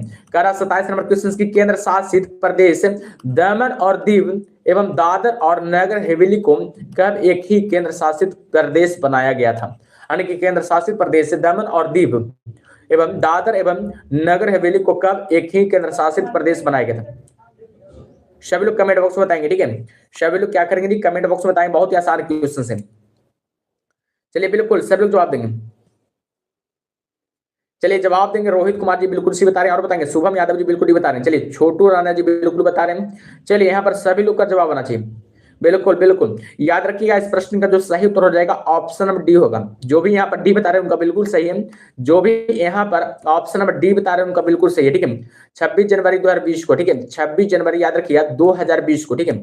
ऑप्शन नंबर जो भी यहाँ पर डी बता रहे हैं उनका बिल्कुल सही है, जो भी यहाँ पर ऑप्शन नंबर डी बता रहे हैं उनका बिल्कुल सही है, याद रखिए 26 जनवरी 2020 को, ठीक है। चलिए अगले प्रश्न का जवाब देंगे। अगला प्रश्न क्या करा है, अगले प्रश्न का जवाब देंगे जी। चलिए अगला प्रश्न क्या करा, देखिएगा बहुत ही बेहतरीन सवाल है। यहाँ पर देखिएगा क्या करा है, भारत के मुख्य चुनाव आयुक्त का कार्यकाल कितने समय का होता है। भारत के मुख्य चुनाव आयुक्त का कार्यकाल कितने समय का होता है, सभी लोग कमेंट बॉक्स में बताएंगे भारत के मुख्य चुनाव आयुक्त का कार्यकाल कितने समय का होता है। यहाँ पर जवाब देंगे, ठीक है। चलिए जवाब देंगे इस प्रश्न का सही उत्तर क्या होगा, बहुत ही आसान क्वेश्चन है। भारत के मुख्य चुनाव आयुक्त का कार्यकाल कितने समय का होता है। बिल्कुल रोहित कुमार जी सी बता रहे हैं और बताएंगे, सिमरन कुमार जी बिल्कुल ये बता रहे हैं, फ्री फायर जी सी बता रहे हैं। याद रखिए इसका सी हो जाएगा जी, याद रखिए 5 वर्ष या 65 वर्ष की आयु तक जो भी पहले हो, याद रखिए यहाँ पर क्या हो जाएगा, सी हो जाएगा, 5 वर्ष का होता है, ठीक है। देखिए क्या करा, न्यायमूर्ति राजेंद्र सच्चर समिति का गठन, न्यायमूर्ति राजेंद्र सच्चर समिति का गठन खालिस्तान का एक अध्ययन करने के लिए किया गया था। यानी कि न्यायमूर्ति राजेंद्र सच्चर समिति का गठन खालिस्तान अध्ययन करने के लिए किया गया था। किसके अध्ययन करने के लिए किया गया था, जवाब देंगे इस प्रश्न का सही उत्तर क्या होगा। चलिए जवाब देंगे इस प्रश्न का सही उत्तर क्या होगा।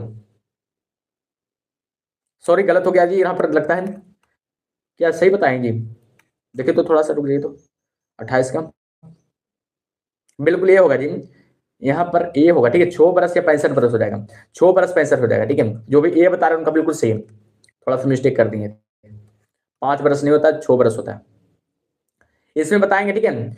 यहाँ पर आप लोग को बताना है, ठीक है। 29 नंबर क्वेश्चन का जवाब देंगे, बिल्कुल याद रखिए इसका जो सही उत्तर हो जाएगा ऑप्शन नंबर सी हो जाएगा। भारत में मुस्लिम समुदाय की सामाजिक आर्थिक स्थिति, भारत में मुस्लिम समुदाय की सामाजिक और आर्थिक स्थिति, ठीक है। चलिए आगे ध्यान देंगे, यहाँ पर क्या करा है, 30 नंबर क्वेश्चन है। यहाँ पर 30 नंबर क्वेश्चन कह रहा है, ध्यान से पढ़ेगा, कह रहा है कि भारतीय संविधान का 100वां संशोधन प्रदान करता है, माने भारतीय संविधान का 100वां संशोधन है जो किसको प्रदान करता है। 30 नंबर क्वेश्चन का जवाब देंगे, भारतीय संविधान का 100वां संशोधन है जो किसको प्रदान करता है जी। सब लोग कमेंट बॉक्स में बताएंगे, ठीक है, बिल्कुल बिल्कुल सभी लोग कमेंट बॉक्स में बताएंगे। बिल्कुल याद रखिए इसका जो सही उत्तर हो जाएगा ऑप्शन नंबर बी हो जाएगा। याद रखिए भारत द्वारा क्षेत्रों को प्राप्त करना और बांग्लादेश में कुछ क्षेत्रों का क्या करना, हस्तांतरण करना। जो भी यहाँ पर ऑप्शन नंबर बी बता रहे हैं उनका बिल्कुल सही उत्तर गया, जो भी यहाँ पर ऑप्शन नंबर बी बता रहे हैं उनका बिल्कुल सही है। आप लोग बताइए संविधान संशोधन का जो प्रावधान है वो कहां से लिया गया, संविधान संशोधन का जो प्रावधान है जी वो कहां से लिया गया, सब लोग कमेंट बॉक्स में बताएंगे।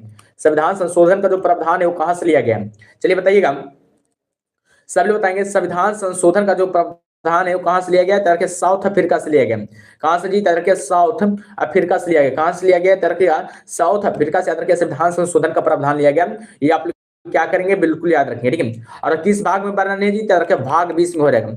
किस भाग में वर्णन हो जाएगा, तरह के भाग 20 में हो जाएगा। अनुच्छेद की बात किया जाए तो अनुच्छेद क्या में हो जाएगा, तरह के अनुच्छेद 368 में हो जाएगा। अनुच्छेद याद रखिए 368 में हो जाएगा, ठीक है। चलिए अगले प्रश्न का जवाब देंगे। अगला प्रश्न क्या करा है, देखिएगा 31 नंबर क्वेश्चन क्या करा है, करा कि भारतीय जनता पार्टी किस राजनीतिक समूह का एक हिस्सा है। भारतीय जनता पार्टी किस राजनीतिक समूह का एक हिस्सा है, बीजेपी की बात किया जा रहा है, बीजेपी, सॉरी यहाँ पर बीजेपी लिख दिया जी, बीजेपी होगा, बीजेपी की बात किया जा रहा है। चलिए बताइएगा भारतीय जनता पार्टी किस राजनीतिक समूह का एक हिस्सा है। चलिए जवाब देंगे इस प्रश्न का सही उत्तर क्या होगा जो, चलिए बिल्कुल बिल्कुल सभी जवाब आ रहा है। याद रखिए 31 नंबर क्वेश्चन का जो सही उत्तर हो जाएगा ऑप्शन क्या देगा, बी हो जाएगा। याद रखिए राष्ट्रीय जनतांत्रिक गठबंधन का, यानी एनडीए का, याद रखिए किसका जी, याद रखिए एनडीए का हो जाएगा, ठीक है। जो भी यहाँ पर बी बता रहे हैं उनका बिल्कुल सही उत्तर गया। जो भी यहाँ पर ऑप्शन नंबर बी बता रहे हैं उनका बिल्कुल सही उत्तर गया। आप लोग बताइए बीजेपी की स्थापना कब किया गया था? बीजेपी पार्टी की स्थापना कब किया गया था? बीजेपी पार्टी की जो स्थापना किया गया था कब किया गया था जी? जवाब देंगे इस प्रश्न का सही उत्तर क्या होगा? बीजेपी पार्टी की स्थापना कब किया गया था? सब लोग कमेंट बॉक्स में बताएंगे। बिल्कुल याद रखिए 6 अप्रैल याद रखिएगा 1980 ईस्वी को। 6 अप्रैल याद रखिए 1980 ईस्वी को याद रखिए बीजेपी पार्टी की स्थापना किया गया था। ये भी आप लोग याद रखिएगा 6 अप्रैल 1980 को याद रखिएगा बीजेपी पार्टी की स्थापना किया गया था। ठीक है, और याद रखिएगा राष्ट्रीय कांग्रेस पार्टी की स्थापना कब किया गया था? कांग्रेस पार्टी की स्थापना कब किया गया था? कांग्रेस पार्टी की स्थापना कब किया गया था? जवाब देंगे कांग्रेस पार्टी की स्थापना कब किया गया था? चलिए बताएंगे कांग्रेस पार्टी की स्थापना कब किया गया था? तो बिल्कुल याद रखिए 1885 ईस्वी में। ठीक है, 1885 ईस्वी में याद रखिएगा कांग्रेस पार्टी की स्थापना किया गया था। ठीक है, ये भी आप लोग याद रखिएगा। चलिए अगले प्रश्न के जवाब देंगे। अगला प्रश्न क्या करा यहाँ पर 32 नंबर क्वेश्चन क्या करा है? कह रहा है कि लोकतंत्र प्रशासन का एक ऐसा रूप है जिसमें शासक लोगों द्वारा खालिस्तान जाता है। लोकतंत्र शासन का एक ऐसा रूप है जिसमें शासक लोगों द्वारा क्या होता है? खालिस्तान जाता है। मनोनीत किया जाता है कि चुना जाता है कि नहीं चुना, कि चयनित किया जाता है? सब लोग जवाब देंगे। ठीक है, बिल्कुल याद रखिए 32 नंबर क्वेश्चन का जो सही उत्तर हो जाएगा चुना जाता है। चलिए अगले प्रश्न का जवाब देंगे। यहाँ पर थोड़ा सा लगता है, देखिए क्या किया है, मिक्सिंग कर दिया लगता है। कथन वाला सवाल है जी, देखिएगा एक कथन वाला सवाल है। कथन वाला सवाल आप लोग को एग्जाम में देखने को मिलेगा। ठीक है, कथन वाला सवाल याद रखिए एग्जाम में आप लोग को देखने को मिलेगा। ठीक है, क्या करा? भारत के स्वतंत्रता संघर्ष के संदर्भ में निम्नलिखित में से कौन सा कथन है जो सही है? भारत के स्वतंत्रता संघर्ष के संदर्भ में निम्नलिखित में से कौन सा कथन है जो सही है? चलिए बताइएगा इनमें से कौन सा कथन जो सही है। आप पहले यहाँ पर एक पढ़ना है कि गांधी जी की पहले महत्वपूर्ण सार्वजनिक उपस्थिति फरवरी 1916 में बनारस हिंदू विश्वविद्यालय के उद्घाटन समारोह में हुई थी। क्या ये बात सही है जी? क्या ये बात सही है? सब लोग बताएंगे ये बात सही है कि गलत है। सभी लोग फटाफट जवाब देंगे। ठीक है, यहाँ पर सभी लोग का जवाब आना चाहिए। और क्लास को सभी लोग शेयर नहीं कर रहे हैं जी, क्लास को आप लोग शेयर नहीं कर रहे हैं, शेयर कर देंगे। ठीक है, और बताएंगे ये सही बात है कि गलत बात है। बिल्कुल इसका सही बात है, ये सही बात है जी। याद रखिए हिंदू विश्वविद्यालय का उद्घाटन कब किया गया था? 1916 ईस्वी में। कब किया गया था जी? याद रखिएगा 1916 ईस्वी में। याद रखिए हिंदू विश्वविद्यालय का गठन यानी कि उद्घाटन किया गया था। ये आप लोग क्या कीजिएगा, बिल्कुल याद रखिए हिंदू विश्वविद्यालय का उद्घाटन याद रखिएगा 1916 ईस्वी में किया गया था। ये आप लोगों को क्या होना चाहिए, पता होना चाहिए। बताइएगा पहले यहाँ पर आगे सही बात है, आगे देखिएगा दूसरा क्या करा है। कह रहा है कि 1914-18 के युद्ध के दौरान फ्रेंच ने प्रेस पर प्रतिबंध लगा दिया था और बिना जांच के कारावास की अनुमति दे दी थी। ये गलत बात है। आगे ध्यान देंगे जलियांवाला बाग हत्याकांड 1919 में अमृतसर में हुआ था। बिल्कुल सही बात है। ठीक है, जलियांवाला बाग हत्याकांड याद रखिए 1919 यानी कि अमृतसर में हुआ था। यानी कि 1 और 3 सही हो जाएगा। 1 और 3 यहाँ पर सही होगा। 1 और क्या हो जाएगा, 3 यहाँ पर सही हो जाएगा। ठीक है, 1 और क्या हो जाएगा, यहाँ पर 3 सही हो जाएगा। जो भी यहाँ पर डी बता रहे हैं उनका बिल्कुल सही है। जो भी यहाँ पर ऑप्शन नंबर डी बता रहे हैं उनका बिल्कुल सही है। ठीक है, याद रखिए 1 और 3 दोनों सही हो जाएगा। ठीक है, याद रखिएगा। लेकिन आप लोग से पूछा क्या जाएगा एग्जाम में, देखिएगा गांधी के बारे में समझ जाइएगा। ठीक है, गांधी युग से आप लोग को एग्जाम में सवाल बनेगा। ठीक है, तो आप लोग को ध्यान से पढ़ना है। आप लोग यहाँ पर बताइएगा, थोड़ा सा आप लोग सवाल पूछते हैं। बताइएगा गांधी जी भारत कब आए थे? गांधी जी भारत कब आए थे जी? गांधी जी भारत कब आए थे? सब लोग कमेंट बॉक्स में बताएंगे गांधी जी भारत कब आए थे। सब लोग बताएंगे, बताइएगा गांधी जी भारत कब आए थे। बिल्कुल याद रखिएगा 1915 में, जनवरी 1915 ईस्वी में। ठीक है, याद रखिए 9 जनवरी 1915 ईस्वी को। ठीक है, 9 जनवरी 1915 ईस्वी को याद रखिए गांधी जी भारत आए थे। और आप लोग को पता होनी चाहिए, यहाँ पर आप लोग को पता होनी चाहिए कि 9 जनवरी को हम लोग कौन सा दिवस मनाते हैं? प्रवासी भारतीय दिवस मनाते हैं। प्रवासी भारतीय दिवस मनाते हैं, प्रवासी भारतीय दिवस के रूप में मनाते हैं। ठीक है, ये भी आप लोग याद होना चाहिए। बताइएगा अगला प्रश्न है। अगला प्रश्न आप लोग से यही है कि गांधी जी के राजनीतिक गुरु कौन थे? गांधी जी के राजनीतिक गुरु कौन थे? सब लोग कमेंट बॉक्स में बताएंगे गांधी जी के राजनीतिक गुरु कौन थे। गांधी जी, यहाँ पर गांधी जी लिख देना चाहिए। गांधी जी के राजनीतिक गुरु कौन थे जी? सब लोग कमेंट बॉक्स में बताएंगे गांधी जी के राजनीतिक गुरु कौन थे। सभी लोग कमेंट बॉक्स में बताएंगे। ठीक है, बिल्कुल गांधी जी के जो राजनीतिक गुरु कौन थे जी? याद रखिए गोपाल कृष्ण गोखले हो जाएंगे। कौन जी? याद रखिए गोपाल कृष्ण गोखले हो जाएंगे। याद रखिए गोपाल कृष्ण गोखले होंगे। गोपाल कृष्ण गोखले हो जाएंगे, जो कि क्या हो जाएंगे, गांधी जी के राजनीतिक गुरु हो जाएंगे। गोपाल कृष्ण गोखले, गोखले याद रखिए, गोखले हो जाएंगे जो कि गांधी जी के राजनीतिक गुरु हो जाएंगे। आप लोग से पूछा क्या जा सकता है एग्जाम में, बताइए आप लोग भैया लोग, आप लोग को ये बताना है कि बताइए कि यानी कि बनारस हिंदू विश्वविद्यालय का उद्घाटन कब किया गया था। गांधी जी के दौरान किया गया था। बनारस हिंदू विश्वविद्यालय का उद्घाटन कब किया गया था।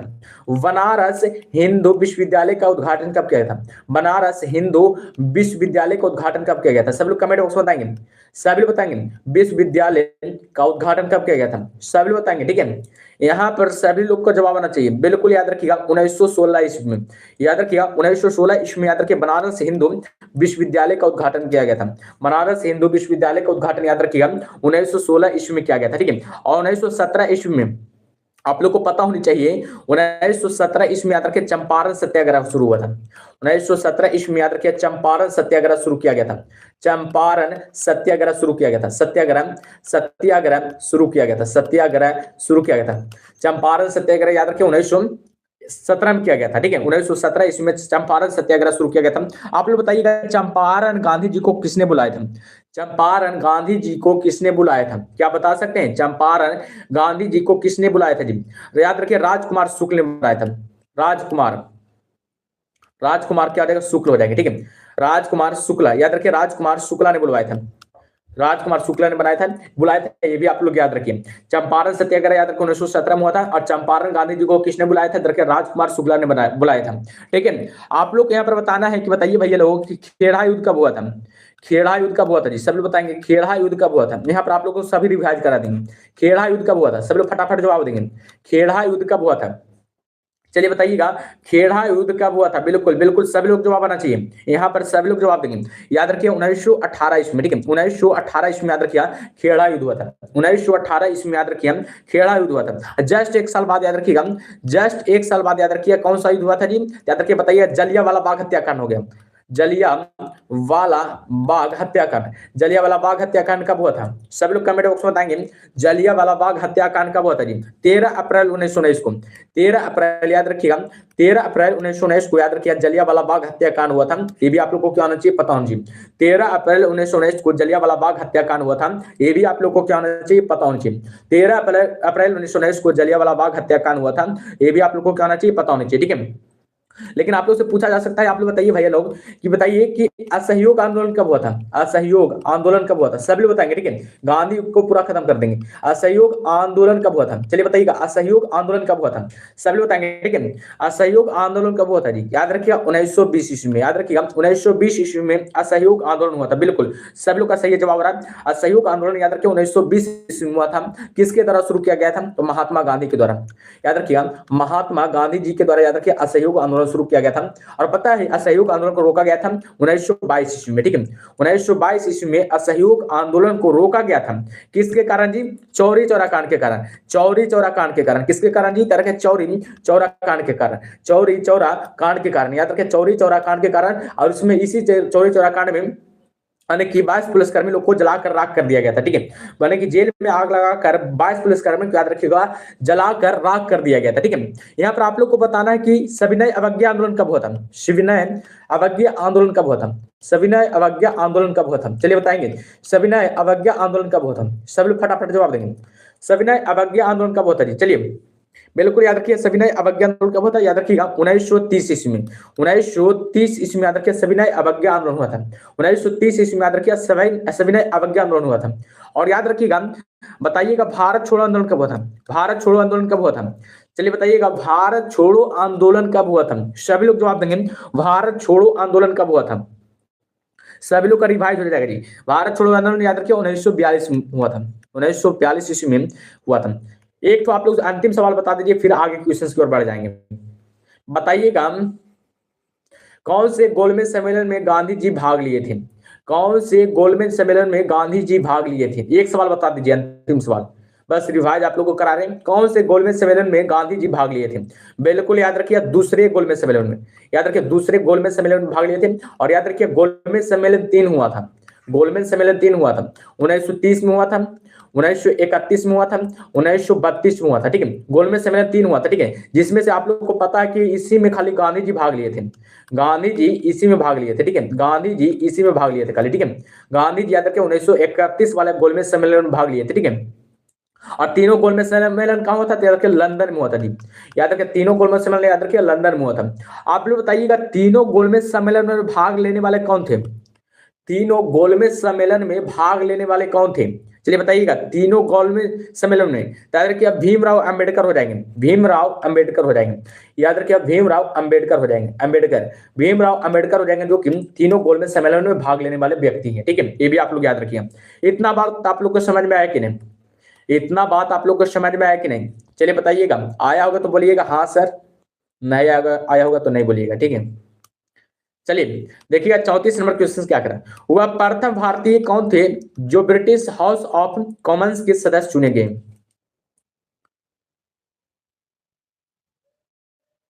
चलिए जवाब दीजिएगा इस प्रश्न का सही उत्तर क्या होगा। तो यहां पर जवाब देंगे, वह प्रथम भारतीय कौन थे जो ब्रिटिश हाउस कॉमन्स के सदस्य चुने गए। बिल्कुल बिल्कुल जवाब देंगे। बिहारी सनम जी बिल्कुल भी बता रहे हैं और बताएंगे, आर्यन जी बिल्कुल भी बता रहे हैं और बताएंगे, सभी लोग कहीं पर जवाब आना चाहिए, ठीक है, कोई बैठे नहीं रहेंगे। बिल्कुल याद रखिएगा आने की 34 नंबर क्वेश्चन का जो सही उत्तर हो जाएगा ऑप्शन नंबर भी हो जाएगा, दादा भाई नरोजी हो जाएंगे।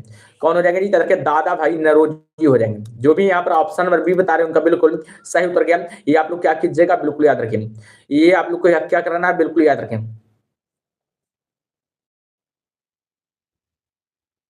बिल्कुल बिल्कुल क्या हो जाएगा ऑप्शन नंबर भी हो जाएगा। बताइएगा लेबर पार्टी की स्थापना किसने किया था जी, लेबर पार्टी की स्थापना किसने किया था, याद रखिएगा 1892 में किया गया था। 1892 ईस्वी में याद रखिएगा दादा भाई नरोजी ही ने किया था। लेबर पार्टी की स्थापना याद रखिएगा दादा भाई नरोजी ही ने किया था, ये भी आप लोग याद रखिए। चलिए अगले प्रश्न का जवाब देंगे। अगला प्रश्न क्या करा, अगला प्रश्न क्या करा सब लोग ध्यान देंगे। यहाँ पर क्या करा देखिएगा 35 नंबर क्वेश्चन कह रहा है कि 18वीं सदी के स्वतंत्रता सेनानी बीरा पोड्डियम कट्टोबोमन किस वर्तमान राज्य से थे, यानी कि बताइए 18वीं सदी के स्वतंत्रता सेनानी बीरापोड्डियम कट्टोबोमन किस वर्तमान राज्य से थे। केरल से होगा कि तमिलनाडु से कि तेलंगाना से कि कर्नाटक से।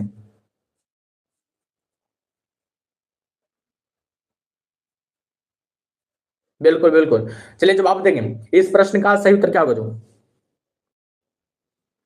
चलिए बिल्कुल बिल्कुल सब लोग जवाब दे रहे हैं। याद रखिए 35 नंबर क्वेश्चन का जो सही उत्तर हो जाएगा ऑप्शन क्या जाएगा, बी हो जाएगा तमिलनाडु से। चलिए अगले प्रश्न का जवाब देंगे।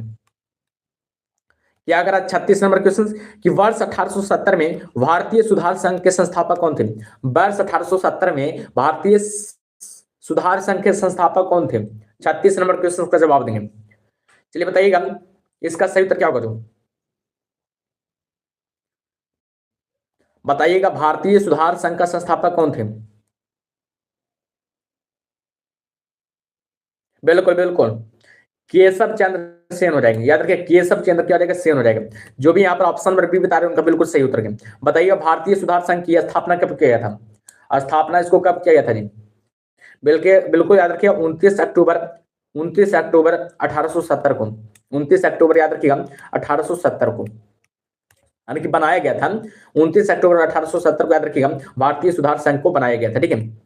चलिए आगे ध्यान देंगे। यहाँ पर क्या करा है 37 नंबर क्वेश्चन कह रहा है कि भारत सरकार के लिए बैंकर का काम कौन करता है। भारत सरकार के लिए बैंकर का काम कौन करता है। चलिए जवाब दीजिएगा भारत सरकार के लिए बैंकर का काम कौन करता है, सब लोग जवाब देंगे, ठीक है। 37 नंबर क्वेश्चन का जवाब देंगे जी, बहुत ही बेहतरीन सवाल है, ठीक है।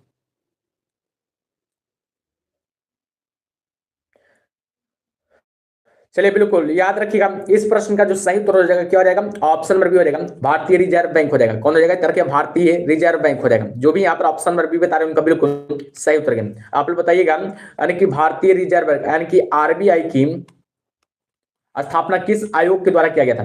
बताइएगा किस आयोग के सिफारिश पर हुआ था। बताइएगा आरबीआई की स्थापना किस आयोग के सिफारिश पर हुआ था।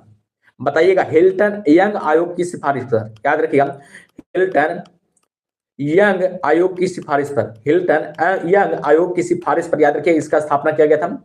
और याद रखिए हिल्टन यंग आयोग का जो आर्थिक किया गया था, याद रखिए 1926 में आया था, ठीक है, ये 1926 में आया था। लेकिन स्थापना याद रखिएगा आरबीआई का यानी कि स्थापना किया गया था 1935 में, ठीक है, 1935 में याद रखिए इसका स्थापना किया गया था, ठीक है, 1935 में इसको स्थापना किया गया था। पहले इसका याद रखिए मुख्यालय था कोलकाता। 1935 में जब स्थापना किया गया था ना, तो इसका मुख्यालय याद रखिए कलकत्ता था। लेकिन याद रखिएगा 1937 ईस्वी में, ध्यान देंगे मेरी बातों पर, 1937 ईस्वी में याद रखिए कोलकाता से याद रखिए मुंबई कर दिया गया मुख्यालय इसका। कोलकाता से याद रखिए मुंबई कर दिया गया था, मुंबई कर दिया गया, ठीक है, कोलकाता से याद रखिए मुंबई कर दिया गया, कोलकाता से याद रखिएगा इसका मुंबई कर दिया गया, ठीक है। लेकिन आप लोग को पता होना चाहिए इसका राष्ट्रीयकरण कब किया गया था। राष्ट्रीयकरण राष्ट्रीयकरण कब किया गया था जी, याद रखिए राष्ट्रीयकरण याद रखिए 1949 ईस्वी में किया गया था। 1949 ईस्वी में याद रखिए हम राष्ट्रीयकरण किया गया था, ठीक है, ये भी आप लोग याद रखिए। राष्ट्रीयकरण की बात किया जाए तो याद रखिए 1949 ईस्वी में हुआ था। एक तो और सवाल बता दीजिएगा, एसबीआई का राष्ट्रीयकरण कब किया गया था। एसबीआई का राष्ट्रीयकरण कब किया गया था, सब लोग बताएंगे। एसबीआई का नहीं बताइए राष्ट्रीयकरण कब किया गया था, सब लोग बताएंगे एसबीआई का राष्ट्रीयकरण कब किया गया था। बिल्कुल याद रखिए 1955 ईस्वी में, ठीक है, 1955 ईस्वी में याद रखिए एसबीआई का राष्ट्रीयकरण किया गया था। ये भी आप लोग क्या कीजिएगा याद रखिए। एसबीआई का पहले कौन सा नाम था जी, इसका नाम पहले क्या था बताइएगा, बताइएगा इसके पहले नाम क्या था। इंपीरियल बैंक, इंपीरियल बैंक किसी को कहा जाता था, एसबीआई का इंपीरियल बैंक इसी को कहा जाता था, ठीक है, एसबीआई को ही याद रखिए इंपीरियल बैंक पहले जानते थे, ठीक है। चलिए आगे ध्यान देंगे, आगे क्या करा। प्रधानमंत्री जनधन योजना संबंधित थी, प्रधानमंत्री जनधन योजना है जो किससे संबंधित है। जवाब देंगे प्रधानमंत्री जनधन योजना किससे संबंधित है। जवाब देंगे इस प्रश्न का सही उत्तर क्या होगा। बिल्कुल बिल्कुल सही बता रहे हैं जी, रंजीत कुमार जी बिल्कुल सही बता रहे हैं। चलिए प्रधानमंत्री जनधन योजना किससे संबंधित है, बताने को रहता ना तो पूरा बता देते हैं, लेकिन डिजिटल बोर्ड ही नहीं है यहाँ पर, अटता ही नहीं। देखते हैं बताते हैं तो अटता है जी, नहीं अटता क्या करेंगे। चलिए बताइएगा प्रधानमंत्री जनधन योजना संबंधित है किससे। चलिए बिल्कुल सब लोग जवाब दे रहे हैं, बिल्कुल 42 नंबर जी बता रहे हैं, छोटू रमना जी भी बता रहे हैं। चलिए बिल्कुल याद रखिए 38 नंबर क्वेश्चन का जो सही उत्तर हो जाएगा क्या हो जाएगा, ऑप्शन नंबर बी हो जाएगा। याद रखिए वित्तीय सेवाएं हो जाएगा, वित्तीय सेवाएं हो जाएगा। जो भी यहाँ पर ऑप्शन नंबर बी बता रहे हैं उनका बिल्कुल सही उत्तर गया। और बताइएगा प्रधानमंत्री जनधन योजना की शुरुआत कब किया गया था। बताइएगा प्रधानमंत्री जनधन योजना की शुरुआत कब किया गया था। याद रखिए 28 अगस्त 2014 को, ठीक है, 28 अगस्त याद रखिए 2014 को प्रधानमंत्री जनधन योजना की शुरुआत किया गया था। ये भी आप लोग याद रखिए, ठीक है, ये भी आप लोग क्या कीजिएगा बिल्कुल याद रखिएगा, ठीक है। चलिए अगले प्रश्न का जवाब देंगे। अगला प्रश्न क्या करा, यहाँ पर देखिएगा अगला प्रश्न क्या करा। यहाँ पर अगला प्रश्न करा कि भारत में राष्ट्रीय खाद्य सुरक्षा अधिनियम किस वर्ष पारित किया गया था।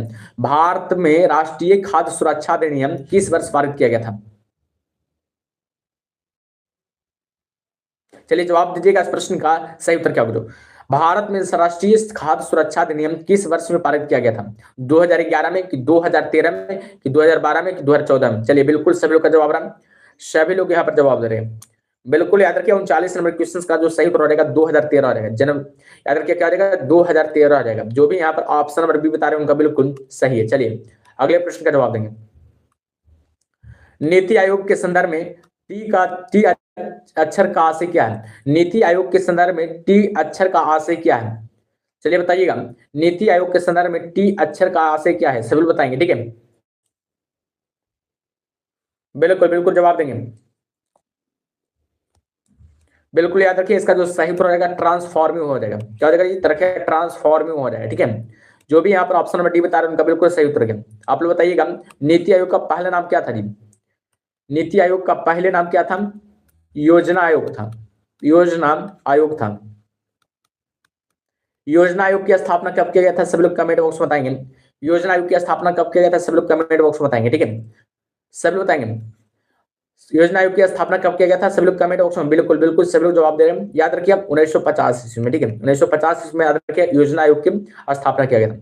लेकिन वर्तमान में याद रखिएगा 1 जनवरी 2015 को 1 जनवरी 2015 को इसका नाम बदलकर नीति आयोग कर दिया गया। याद रखिए नीति आयोग कर दिया गया, नीति आयोग कर दिया गया।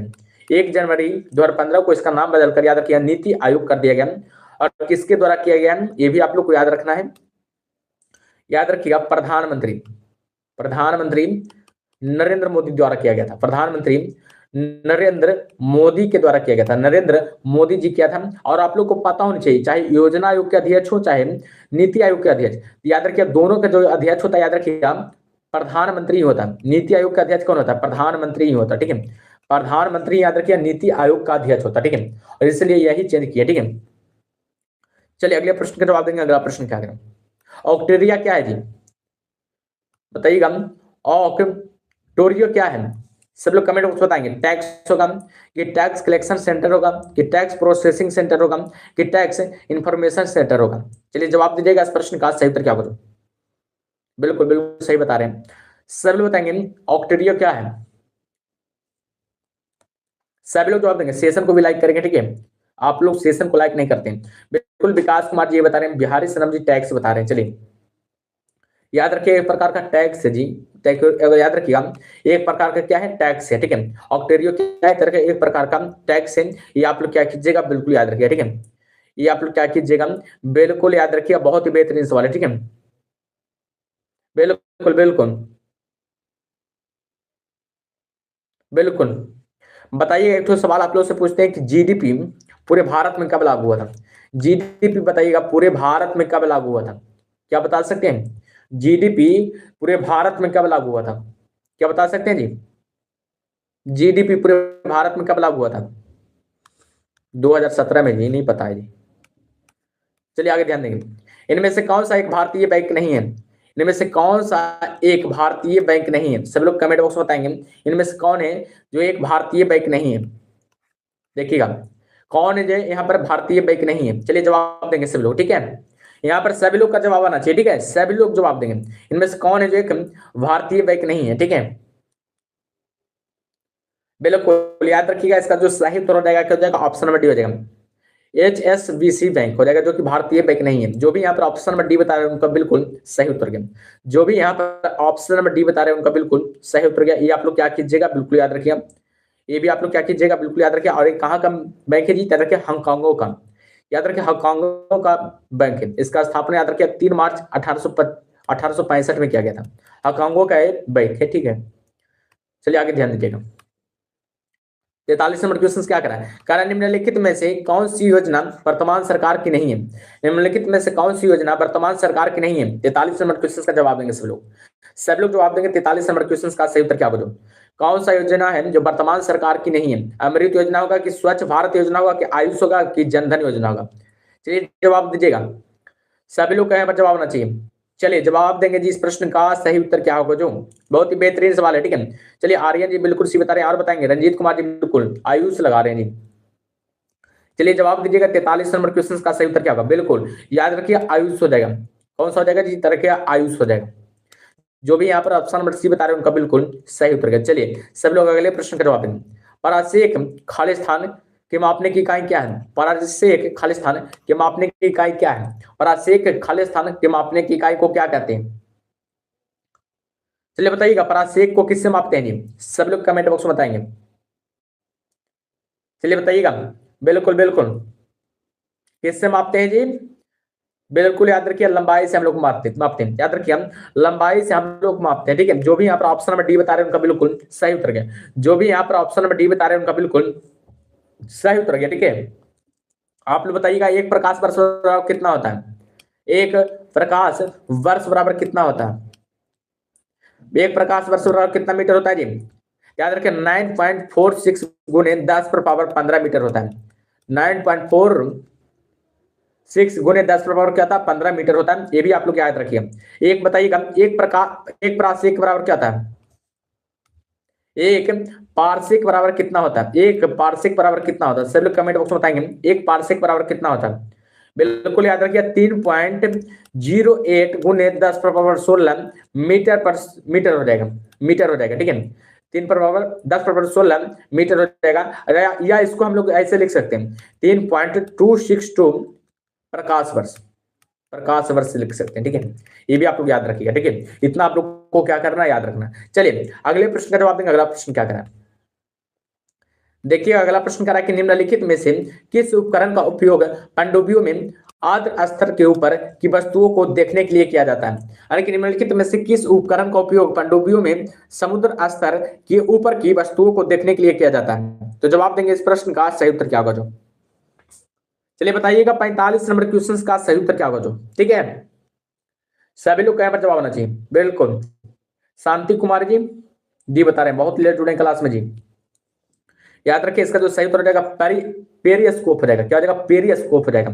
जो भी यहाँ पर ऑप्शन नंबर डी बता रहे हैं उनका बिल्कुल सही उत्तर हो गया। चलिए अगले प्रश्न का जवाब देंगे। यहाँ पर अगला प्रश्न क्या कह रहा है कि कार्य के बारे में निम्नलिखित में से कौन सा बात है जो असत्य है, यानी कि गलत बात कौन है? कार्य के बारे में निम्नलिखित में से कौन सा बात है जो गलत है? 46 नंबर क्वेश्चन का जवाब देंगे। ठीक है,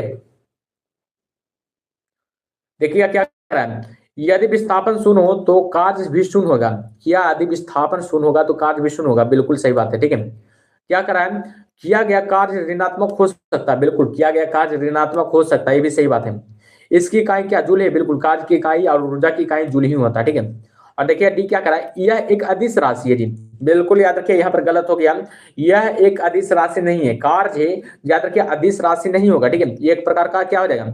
सदिश राशि नहीं, याद रखिए एक प्रकार का अदिश राशि हो जाएगा। कौन सा राशि? तरह के अदिश राशि हो जाएगा। ठीक है, ऑप्शन नंबर डी हो जाएगा। देखिएगा 47 नंबर क्वेश्चन क्या कह रहा है कि उस बल का नाम क्या है जिससे पृथ्वी सब वस्तुओं को अपनी ओर खींचती है? ये बहुत आसान क्वेश्चन है, आप लोग जवाब दे सकते हैं। ठीक है, यानी कि उस बल का नाम क्या है जिससे पृथ्वी सब वस्तुओं को अपनी ओर खींचती है? बिल्कुल, जैसे आप लोग को बाल टूटता है तो कहाँ गिरता है? नीचे गिरता है। कहीं आप लोग गेंद फेंकते हैं ऊपर तो कहाँ गिरता है? नीचे गिरता है। धरती पर ही गिरता है, पृथ्वी पर ही गिरता है। ईटा कहीं फेंकते हैं तो याद रखिए कहाँ गिरता है? यानी कि नीचे ही गिरता है। कहीं आप लोग छत से गिर गए, छत से गिरते हैं तो याद रखिए कहाँ गिरते हैं? नीचे गिरते हैं। भगवान करे कि ना गिरे, याद रखिए आप कहीं आप छत से गिरते हैं तो याद रखिए कहाँ गिरेंगे? नीचे गिरेंगे। बिल्कुल याद रखिए, इस सब कारण है गुरुत्वाकर्षण के, ग्रेविटी के। ठीक है, जो भी यहाँ पर ऑप्शन नंबर ए बता रहे हैं उनका बिल्कुल सही उत्तर है। चलिए आगे ध्यान देंगे। यहाँ पर अगला प्रश्न क्या करा, तरल पदार्थ के क्वथनांक पर खाली स्थान, तरल पदार्थ के क्वथनांक पर क्या होता है? तापमान बढ़ता है कि वायुमंडलीय दाब बढ़ता है? ऑप्शन सी करा कि तापमान नियत रहता है। ऑप्शन डी करा कि वाष्प दाब घटने क्या होता है? घटता है। चलिए जवाब दीजिएगा, तरल पदार्थ के क्वथनांक पर क्या होता है जी? सभी लोग कमेंट बॉक्स में बताएंगे 48 नंबर क्वेश्चन का सही उत्तर क्या होगा। चलिए बिल्कुल, आर्यन जी ये बता रहे हैं और बताएंगे सभी लोग जवाब देंगे 48 नंबर क्वेश्चन का सही उत्तर क्या होगा जो। बिल्कुल याद रखिए, इसका जो सही उत्तर रहेगा तापमान नियत रहता है। क्या रहता है? दूसरे पर 120 डिग्री पर झुके दो दर्पणों द्वारा कुल कितनी छवियां बनेगी? तो बताइएगा इस प्रश्न का सही उत्तर क्या होगा जो। तो चलिए बताइएगा इस प्रश्न का सही उत्तर क्या होगा जो। थीटा कितना हो जाएगा जी? इसको सोल्व कर सकते हैं। ठीक है, बनने वाले प्रतिबिंब की संख्या बराबर क्या हो जाएगा? पूरा आप लोग को तो पता है जी, पूरा आप लोग 360 डिग्री होता है, 360 डिग्री हो जाएगा, बाटे कितना हो जाएगा? 120 हो जाएगा, 120 हो जाएगा जी। और दर्पण के एगो तो -1 कर देंगे। ठीक है, यहाँ पर आप लोग को सोल्व कर दीजिए, 12 36 हो गया, 3 में से 1 गया, याद रखे 2 हो जाएगा। ठीक है, जो भी यहाँ पर ऑप्शन नंबर सी बता रहे हैं उनका बिल्कुल सही उत्तर क्या। चलिए अगले प्रश्न का जवाब देंगे। अगला प्रश्न क्या करें,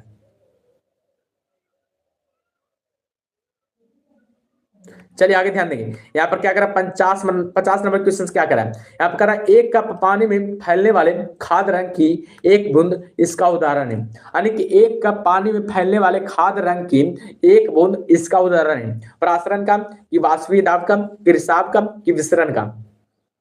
तो चलिए जवाब दीजिएगा 50 नंबर क्वेश्चन का सही उत्तर क्या होगा। बिल्कुल, बिहारी सलाम जी भी बता रहे हैं। चलिए सभी लोग जवाब देंगे। ठीक है, यहाँ पर सभी लोग का जवाब आना चाहिए। बिल्कुल याद रखिएगा 50 नंबर क्वेश्चन का जो सही उत्तर हो जाएगा ऑप्शन नंबर डी हो जाएगा, विसरण कहलाएगा। क्या कहलाएगा जी? तरह का विसरण कहलाएगा। चलिए आगे ध्यान दीजिएगा, आगे क्या करा है। यहाँ पर अगला प्रश्न करा है कि कौन सी प्रक्रिया से समुद्री जल से नमक प्राप्त किया जाता है? कौन सी प्रक्रिया द्वारा समुद्री जल से नमक हम लोग प्राप्त करते हैं? तो चलिए जवाब दीजिएगा इस प्रश्न का सही उत्तर क्या होगा। कौन सी प्रक्रिया से समुद्र से हम लोग नमक प्राप्त करते हैं जी? चलिए जवाब दीजिएगा, अब साधन से, कि यशद लेपन से, कि वाष्पन से, कि ऊर्ध्वापातन से? चलिए बिल्कुल सोच क्या रहा है जी? बिल्कुल याद रखिए सी हो जाएगा। याद रखिए वाष्पन के द्वारा ही हम लोग क्या करते हैं? नमक प्राप्त करते हैं। ठीक है, चलिए अगले प्रश्न का जवाब देंगे। अगला प्रश्न क्या करें, यहाँ पर बताइएगा जरकोनियम का परमाणु द्रव्यमान कितना होता है, जरकोनियम का परमाणु द्रव्यमान कितना होता है, 52 नंबर क्वेश्चन का जवाब देंगे, जरकोनियम का परमाणु द्रव्यमान कितना होता है। चलिए सब लोग फास्ट जवाब दीजिएगा, इस प्रश्न का सही उत्तर क्या होगा, जरकोनियम का परमाणु द्रव्यमान कितना होगा जी, बिल्कुल बिल्कुल यहाँ पर सी हो जाएगा, ठीक है 91.22 हो जाएगा, ठीक है परमाणु द्रव्यमान, ठीक है। परमाणु संख्या की बात किया जाए जरकोनियम का तर्क 40 हो जाएगा, 40 हो जाएगा, ठीक है। चलिए आगे ध्यान दीजिएगा, अमोनियम ऑक्जेलेट का रासायनिक सूत्र क्या होगा, अमोनियम ऑक्जेलेट का रासायनिक सूत्र क्या होगा, अमोनियम ऑक्जेलेट का रासायनिक सूत्र क्या होगा, सभी लोग कमेंट बॉक्स में बताएंगे अमोनियम ऑक्जेलेट का रासायनिक सूत्र क्या होगा, सब लोग जवाब देंगे 53 नंबर क्वेश्चन का, बिल्कुल बिल्कुल जवाब देंगे, बिल्कुल याद रखिए इसका जो सही उत्तर हो जाएगा ऑप्शन नंबर सी हो जाएगा, ठीक है बी नहीं होगा, सी होगा। चलिए जवाब दीजिएगा 54 नंबर क्वेश्चन क्या कह रहा है निम्नलिखित में से कार्बन सा कौन सा कार्बन का अपरूप नहीं है, निम्नलिखित में से कौन सा कार्बन का अपरूप नहीं होगा, ग्रेफाइट होगा कि मीथेन होगा कि हीरा होगा कि C60 बकमिस्टर फुलरिन होगा। चलिए जवाब दीजिएगा, डॉली कुमारी जी बता रहे हैं, चलिए बिहारी सनम जी बिल्कुल ये बता रहे हैं और बताएंगे सभी लोग, ठीक है यहाँ पर सभी लोग का जवाब होना चाहिए 54 नंबर क्वेश्चन का सही उत्तर क्या होगा, बिल्कुल याद रखिए बी हो जाएगा, मीथेन हो जाएगा, मीथेन हो जाएगा, ठीक है क्या हो जाएगा जी, याद रखिए मीथेन हो जाएगा, ठीक है। चलिए अगले प्रश्न का जवाब देंगे, पोटेशियम परमैंगनेट का सूत्र क्या होगा जी, पोटेशियम परमैंगनेट का सूत्र क्या होगा, पोटेशियम परमैंगनेट का सूत्र क्या होगा, याद रखिएगा पोटेशियम परमैंगनेट को याद रखिए लाल दवा के नाम से भी जानते हैं, ठीक है लाल दवा के नाम से भी इसको जानते हैं, इसका सूत्र क्या होगा KMnO4 हो जाएगा, KMnO4 हो जाएगा। जो भी यहाँ पर ऑप्शन नंबर ये बता रहे हैं उनका बिल्कुल सही उत्तर गया, जो भी यहाँ पर ऑप्शन नंबर ये बता रहे हैं उनका बिल्कुल सही उत्तर गया। चलिए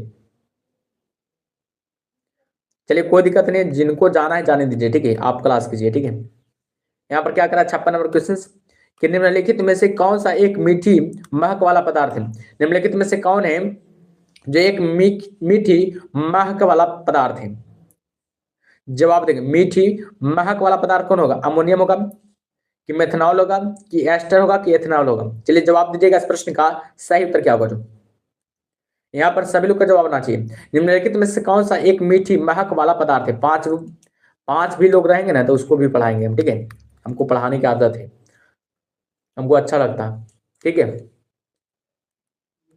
बिल्कुल याद रखिए 56 नंबर क्वेश्चन का सही उत्तर क्या हो जाएगा, ऑप्शन नंबर सी हो जाएगा, याद रखिए एस्टर हो जाएगा जी, एस्टर जो भी यहाँ पर एस्टर लगा रहे हैं उनका बिल्कुल सही उत्तर गया। चलिए देखिए क्लोरोफिल में क्या होता है, यहाँ पर क्लोरोफिल में क्या होता है, क्लोरोफिल में क्या होता है जी, जवाब दीजिएगा क्लोरोफिल में क्या होता है, सब लोग कमेंट बॉक्स में बताएंगे, सोडियम होगा कि पोटेशियम होगा कि मैग्नीशियम होगा, क्लोरोफिल में क्या होता है सभी बताएंगे, क्लोरोफिल में क्या होता है, मैग्नीशियम होता है, क्लोरोफिल में क्या होता है, मैग्नीशियम होता है, बिल्कुल याद रखिएगा। चलिए अगले प्रश्न का जवाब देंगे, अगला प्रश्न क्या करा है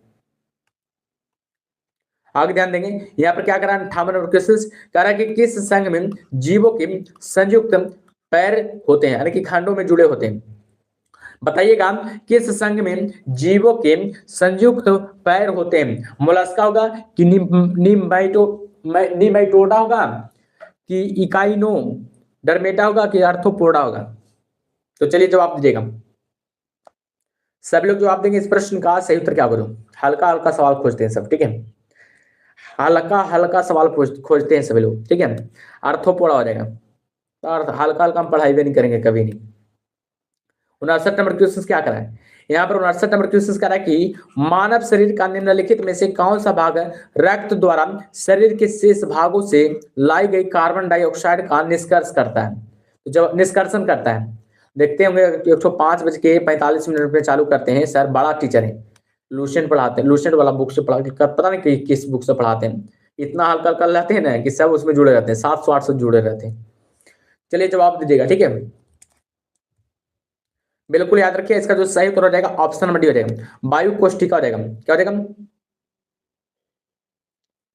क्या हो जाएगा ऑप्शन क्या जाएगा डी हो जाएगा। चलिए अगले प्रश्न का जवाब देंगे, अगला प्रश्न क्या करा है देखिएगा 60 नंबर क्वेश्चन क्या करा है, यहाँ पर 60 नंबर क्वेश्चन कह रहा है कि निम्नलिखित में से कौन से रोग जल प्रदूषण से होते हैं, भाई इससे भी भारी नहीं होगा, ठीक है इससे भारी नहीं होगा, याद रखिएगा, इससे भारी नहीं है। याद रखिए, बिहार दरोगा का पेपर सोल्व कर रहे हैं, ऐसे नहीं है। बिहार दरोगा के सेट सोल्व कर रहे हैं, ऐसे थोड़े ना है जी। हल्के में ले रहे हैं क्या? बिहार दरोगा का पेपर है, ठीक है। अब बिहार दरोगा का आप लोग पेपर सोल्व कीजिएगा ना, तो उसके नीचे वाला एग्जाम निकल जाएगा। समझ गए ना? देखिएगा, हमेशा कहते हैं एक सोच ऊपर रखिए, ठीक है। एक कदम आप लोग सोच क्या कीजिए, ऊपर रखिए। जैसे बिहार पुलिस की तैयारी कर रहे हैं, तो क्या कीजिए, बिहार दरोगा का बैच ले लीजिए। बिहार दरोगा का क्या कीजिए, तैयारी करते रहिए, ठीक है। बिहार पुलिस अपने आप निकल जाएगा, ठीक है। बिल्कुल याद रखिए, इसका जो सही उत्तर हो जाएगा ऑप्शन नंबर सी हो जाएगा। हाइजा तथा टाइफाइड हो जाएगा, क्या हो जाएगा? हाइजा तथा क्या हो जाएगा, टाइफाइड हो जाएगा। जो भी यहाँ पर ऑप्शन नंबर सी बता रहे हैं उनका बिल्कुल सही उत्तर है। हाइजा तथा क्या हो जाएगा, टाइफाइड हो जाएगा। यहाँ पर टाइफाइड लिख दिया जी, दोनों हो जाएगा, ठीक है। सी हो जाएगा। चलिए 61 नंबर क्वेश्चन क्या करा, यहाँ पर 61 नंबर क्वेश्चन करा कि ईद उल फितर निम्नलिखित में से क्या दिखने पर मनाया जाता है? बताइएगा, ईद उल फितर निम्नलिखित में से क्या दिखने पर मनाया जाता है? पूर्ण चंद्र, कर्धाक अधिक चंद्र, कि वर्धमान चंद्र, कि अमावस्या के दिन?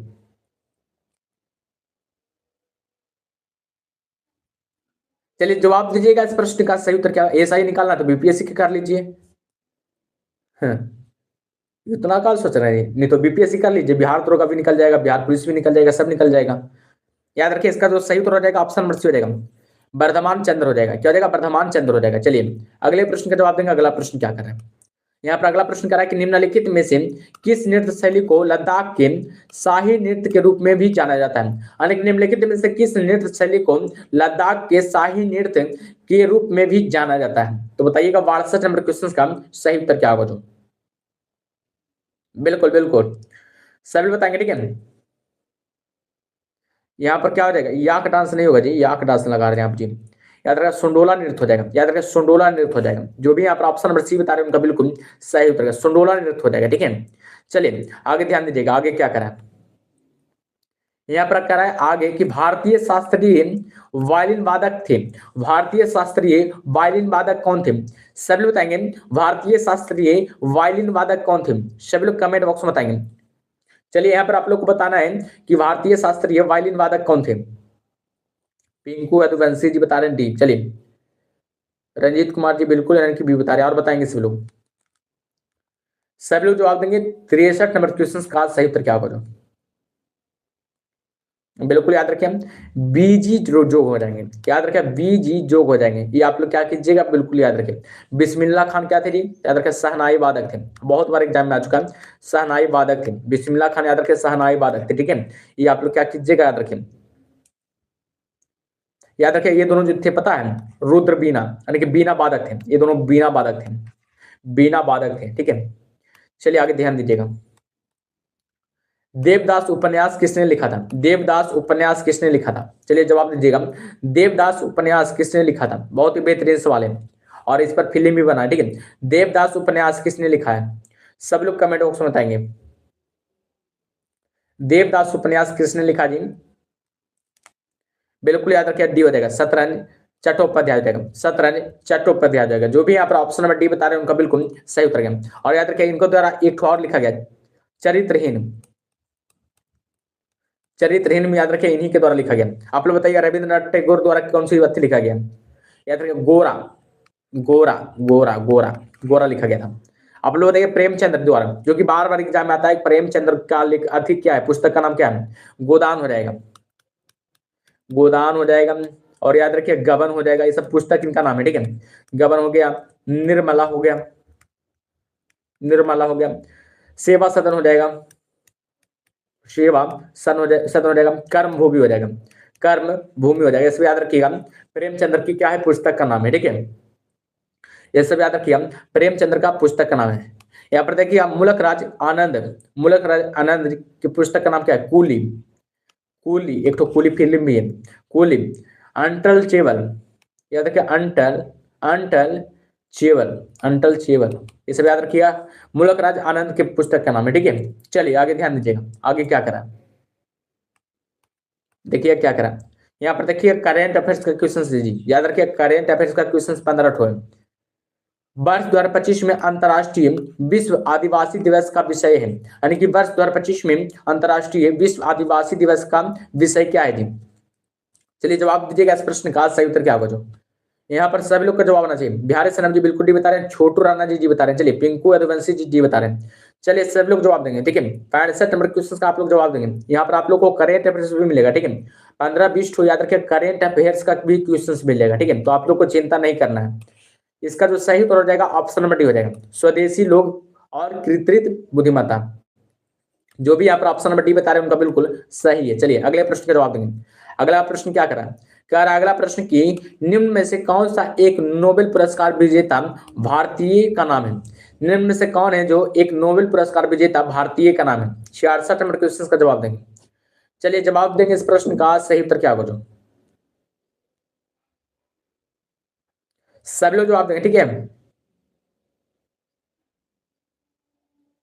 बिल्कुल बिल्कुल याद रखिए, इसका जो सही उत्तर हो जाएगा सीवी रमन हो जाएंगे। कौन हो जाएंगे जी, तरह सीवी रमन हो जाएंगे। जो भी यहाँ पर ऑप्शन नंबर सी डी बता रहे हैं उनका बिल्कुल सही उत्तर है। आप लोग बताइएगा सीवी रमन के बारे में, अब बताइएगा इनको नोबेल पुरस्कार कब मिला था। 1930 ईस्वी में, ठीक है। 1930 ईस्वी में याद रखिएगा इनको नोबेल पुरस्कार मिला था। और भारत रत्न कब मिला था इनको, भारत रत्न कब मिला था जी, भारत रत्न इनको कब मिला था याद रखिए, भारत रत्न याद रखिए 1954 ईस्वी में मिला था, ठीक है। 1954 ईस्वी में याद रखिएगा भारत रत्न मिला था। आप लोग बताइएगा शांति पुरस्कार लेनिन, लेनिन शांति पुरस्कार से कब इनको सम्मानित किया गया था। लेनिन शांति पुरस्कार से इनको कब सम्मानित किया गया था, याद रखिए कब किया गया था। तो हमेशा याद रखिएगा 1957 ईस्वी में, ठीक है। 1957 ईस्वी में, ठीक है। ये भी आप लोग याद रखिए। भारत रत्न इनको 1954 में मिला था। चलिए बिल्कुल, नोबेल इनको भौतिकी के क्षेत्र में मिला था, याद रखिएगा। चलिए आगे ध्यान देंगे आगे क्या करा। यूनिसेफ की स्थापना कब किया गया था, यूनिसेफ की स्थापना किस वर्ष किया गया था। 67 नंबर क्वेश्चन का जवाब देंगे। चलिए जवाब देंगे इस प्रश्न का सही उत्तर क्या होगा। यूनिसेफ की स्थापना किस वर्ष किया गया था। बहुत लोग को भारी लग रहा होगा क्लास, जाने दीजिए कोई दिक्कत नहीं है। यूनिसेफ की स्थापना किस वर्ष हुई थी, मेरा भी तैयारी हो रहा है साथ ही साथ। चलिए 67 नंबर क्वेश्चन का सही उत्तर क्या हो जाएगा, ऑप्शन नंबर डी हो जाएगा 1946 में, ठीक है। 1946 में याद रखिए यूनिसेफ की स्थापना किया गया था। ये भी आप लोग याद रखिए, ठीक है। ये भी आप लोग को क्या करना है, याद रखना। बहुत ही बेहतरीन सवाल है, बहुत ही बेहतरीन सवाल है। ये आप लोग क्या कीजिएगा, बिल्कुल याद रखिए, ठीक है। चलिए अगले प्रश्न का जवाब देंगे। अगला प्रश्न क्या करें, यहाँ पर खाली स्थान दिया हुआ है। भारत का एक स्वदेशी हल्का लड़ाकू विमान कौन है, भारत का एक स्वदेशी हल्का लड़ाकू विमान कौन है। चलिए जवाब दीजिएगा इस प्रश्न का सही उत्तर क्या होगा जो सभी लोग जवाब देंगे, ठीक है। यानी कि भारत का एक स्वदेशी हल्का लड़ाकू विमान कौन सा है। चलिए बताएंगे इस प्रश्न का सही उत्तर क्या होगा। बिल्कुल सभी लोग का जवाब आ चुका है, तेजस होगा। क्या होगा जी, तेजस होगा। जो भी यहाँ पर ऑप्शन नंबर सी बता रहे हैं उनका बिल्कुल सही उत्तर गया। चलिए अगले प्रश्न का जवाब देंगे। यहाँ पर अगला प्रश्न क्या कर रहा है, कह रहा इंग्लिश चैनल को तैर कर पार करने वाली पहली भारतीय महिला कौन थी। यानी इंग्लिश चैनल को तैर कर पार करने वाली पहली भारतीय कौन थी। सब लोग कमेंट बॉक्स में बताएंगे इंग्लिश चैनल को पार करने वाली पहली भारतीय महिला कौन थी। चलिए जवाब दीजिएगा। जाने वाले को जाने दीजिए जी, आप रहिए ना जी, ठीक है। जाने वाले को जाने दीजिए। देखिएगा इससे अच्छा कंटेंट कहीं पर नहीं मिलेगा, आप लोग को बता दे रहे हैं। इससे अच्छा कंटेंट आप लोग को कहीं पर नहीं मिलेगा, ठीक है। ये आप लोग याद कीजिएगा, ठीक है। देख लीजिएगा कहीं पर भी हल्का हल्का हल्का क्वेश्चन ला के बैठे रहेगा। बिल्कुल याद रखिए आरती शाह हो जाएगा, ठीक है। आरती शाह हो जाएगा, ठीक है। ये आप लोग क्या कीजिएगा, बिल्कुल याद रखिए। चलिए आरती शाह कहाँ के हैं जी, याद रखिए कोलकाता के हैं, ठीक है। कोलकाता ने पश्चिम बंगाल के हैं, याद रखिए, ठीक है। और याद रखिए उन्होंने इंग्लिश चैनल को कब पार किया था, याद रखिए 1960 ईस्वी में। 1960 ईस्वी में याद रखिए इंग्लिश चैनल को पार किया था, ठीक है। चलिए अगले प्रश्न का जवाब देंगे। अगला प्रश्न क्या करा है, देखिएगा 70 नंबर क्वेश्चन क्या करा है। थोड़ा सा नीचे हो गया। देखिएगा 70 नंबर क्वेश्चन क्या करा है। यहाँ पर कह रहा है कि पहला एशियन खेल किस शहर में आयोजित किया गया था। पहला एशियन खेल किस शहर में आयोजित किया गया था। नई दिल्ली में, कि शंघाई में, कि बीजिंग में, कि सिंगापुर में। चलिए जवाब दीजिएगा इस प्रश्न का सही उत्तर क्या होगा। सभी लोग फटाफट जवाब देंगे, ठीक है। याद रखिए पहला एशियन खेल किस शहर में आयोजित किया गया था? बिल्कुल याद रखिएगा 70 नंबर क्वेश्चन का जो सही उत्तर हो जाएगा ऑप्शन नंबर होगा न्यू दिल्ली में। कहा जी? याद रखिएगा न्यू दिल्ली में शुरू किया गया था, ठीक है। और याद रखिए 1991 ईस्वी में, ठीक है। कब? याद रखिएगा 1991 ईस्वी में, ठीक है। यहाँ पर देखिएगा एशियन खेल की जगह एशियाड भी दे सकता है जी। याद रखिए एशियन के खेल की जगह याद रखिए एशियाड भी दे सकता है, ठीक है। तो आप लोग को घबराना नहीं है, ठीक है। जहां पर देखिए दिया जाए कि पहला एशियाड किस शहर में आयोजित किया गया था? तो न्यू दिल्ली लगाएगा, ठीक है। एशियन खेल को याद रखें एशियाड भी बोला जाता है, ठीक है। ये बात आप लोग को समझ में आया कि नहीं? चलिए अगले प्रश्न का जवाब देंगे। अगला प्रश्न क्या करा? देखिए कह रहा है कि दुनिया की पहली महिला प्रधानमंत्री का नाम बताइए। दुनिया की पहली महिला प्रधानमंत्री का नाम क्या है? दुनिया की पहली महिला प्रधानमंत्री का नाम क्या है? सब लोग बताएंगे। सभी लोग यहां पर जवाब देंगे, ठीक है। दुनिया की पहली महिला प्रधानमंत्री का नाम क्या है?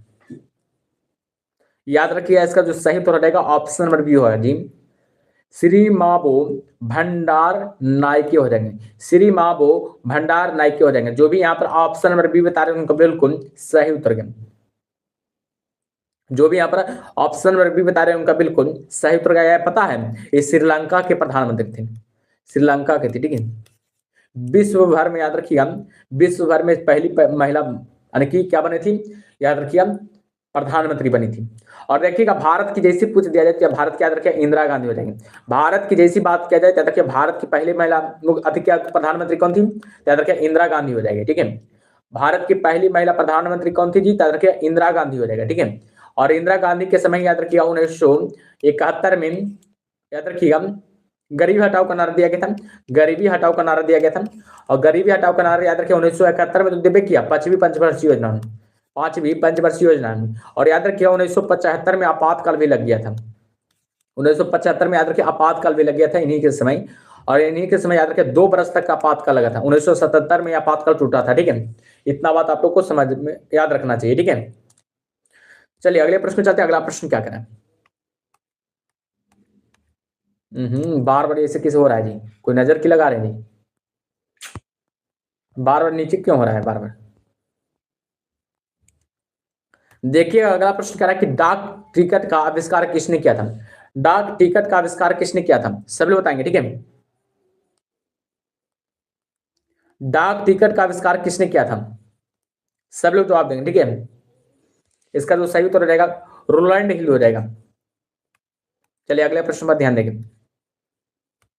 यहाँ पर अगला प्रश्न करा कि खसाबा दादा साहेब जाधव किस खेल से संबंधित थे? खसाबा दादा साहेब जाधव किस खेल से संबंधित थे?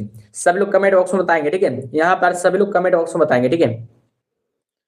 बिल्कुल याद रखिएगा खुशाबा दादा साहेब जाधव याद रखिए कुश्ती हो जाएंगे। याद रखिए किससे हो जाएंगे? तो रखिए कुश्ती हो जाएंगे। जो भी यहाँ पर ऑप्शन नंबर डी बता रहे हैं उनका बिल्कुल सही उत्तर गया। चलिए अगले प्रश्न का जवाब देंगे। अगला प्रश्न क्या करें? देखिएगा 74 नंबर क्वेश्चन क्या करा है? कह रहा है 74 नंबर क्वेश्चन की बीजाणु उत्पन्न करने वाला एक पादप जीव खालिस्तान है। बीजाणु उत्पन्न करने वाला एक पादप जीव कौन है जी? गुलाब होगा कि डबल रोटी की फूंद होगा कि आलू होगा कि अदरक होगा? चलिए जवाब दीजिएगा इस प्रश्न का सही उत्तर क्या होगा? जो बीजाणु उत्पन्न करने वाला एक पादप जीव कौन है? बिल्कुल बिल्कुल 74 नंबर क्वेश्चन का सही उत्तर करेगा ऑप्शन नंबर बी हो जाएगा डबल रोटी की फूंद हो जाएगा, फूंद हो जाएगा। चलिए देखिएगा 75 नंबर क्वेश्चन क्या करा है? कह रहा है कि कंप्यूटर प्रौद्योगिकी क्षेत्र में प्रौद्योगिकी क्षेत्र की विशालकाय कंपनी ईटेल का मुख्यालय कहाँ स्थित है? यानी कि ईटेल का मुख्यालय कहाँ स्थित है? चलिए बताइएगा पेरिस होगा कि लंदन होगा कि सिंगापुर होगा कि कैलिफोर्निया होगा? 75 नंबर क्वेश्चन का जवाब देंगे जी। बिल्कुल याद रखिएगा कैलिफोर्निया आ जाएगा। कैलिफोर्निया याद रखिए कहाँ हो जाएगा? कैलिफोर्निया। कैलिफोर्निया याद रखिए अमेरिका में स्थित है, अमेरिका में स्थित है, ठीक है। ये भी आप लोग को क्या आना चाहिए? पता होनी चाहिए। ये भी आप लोग को क्या आना चाहिए जी? पता होनी चाहिए। चलिए अगले प्रश्न का जवाब देंगे। अगला प्रश्न क्या करें? इसका 1968 में इसका स्थापना किया गया था। यहाँ पर क्या करा है कि निम्नलिखित में से कौन सा ऐसे कंप्यूटर में इस्तेमाल होने वाला संग्रहण उपकरण है? 76 नंबर क्वेश्चन का जवाब देंगे। यहाँ पर डी हो जाएगा, बिल्कुल ऑल हो जाएगा, सभी हो जाएगा। 77 नंबर क्वेश्चन क्या करा? निम्नलिखित में से कौन सा एंटीवायरस सॉफ्टवेयर नहीं है? यानी कि निम्नलिखित में से कौन है जो एंटीवायरस सॉफ्टवेयर नहीं है?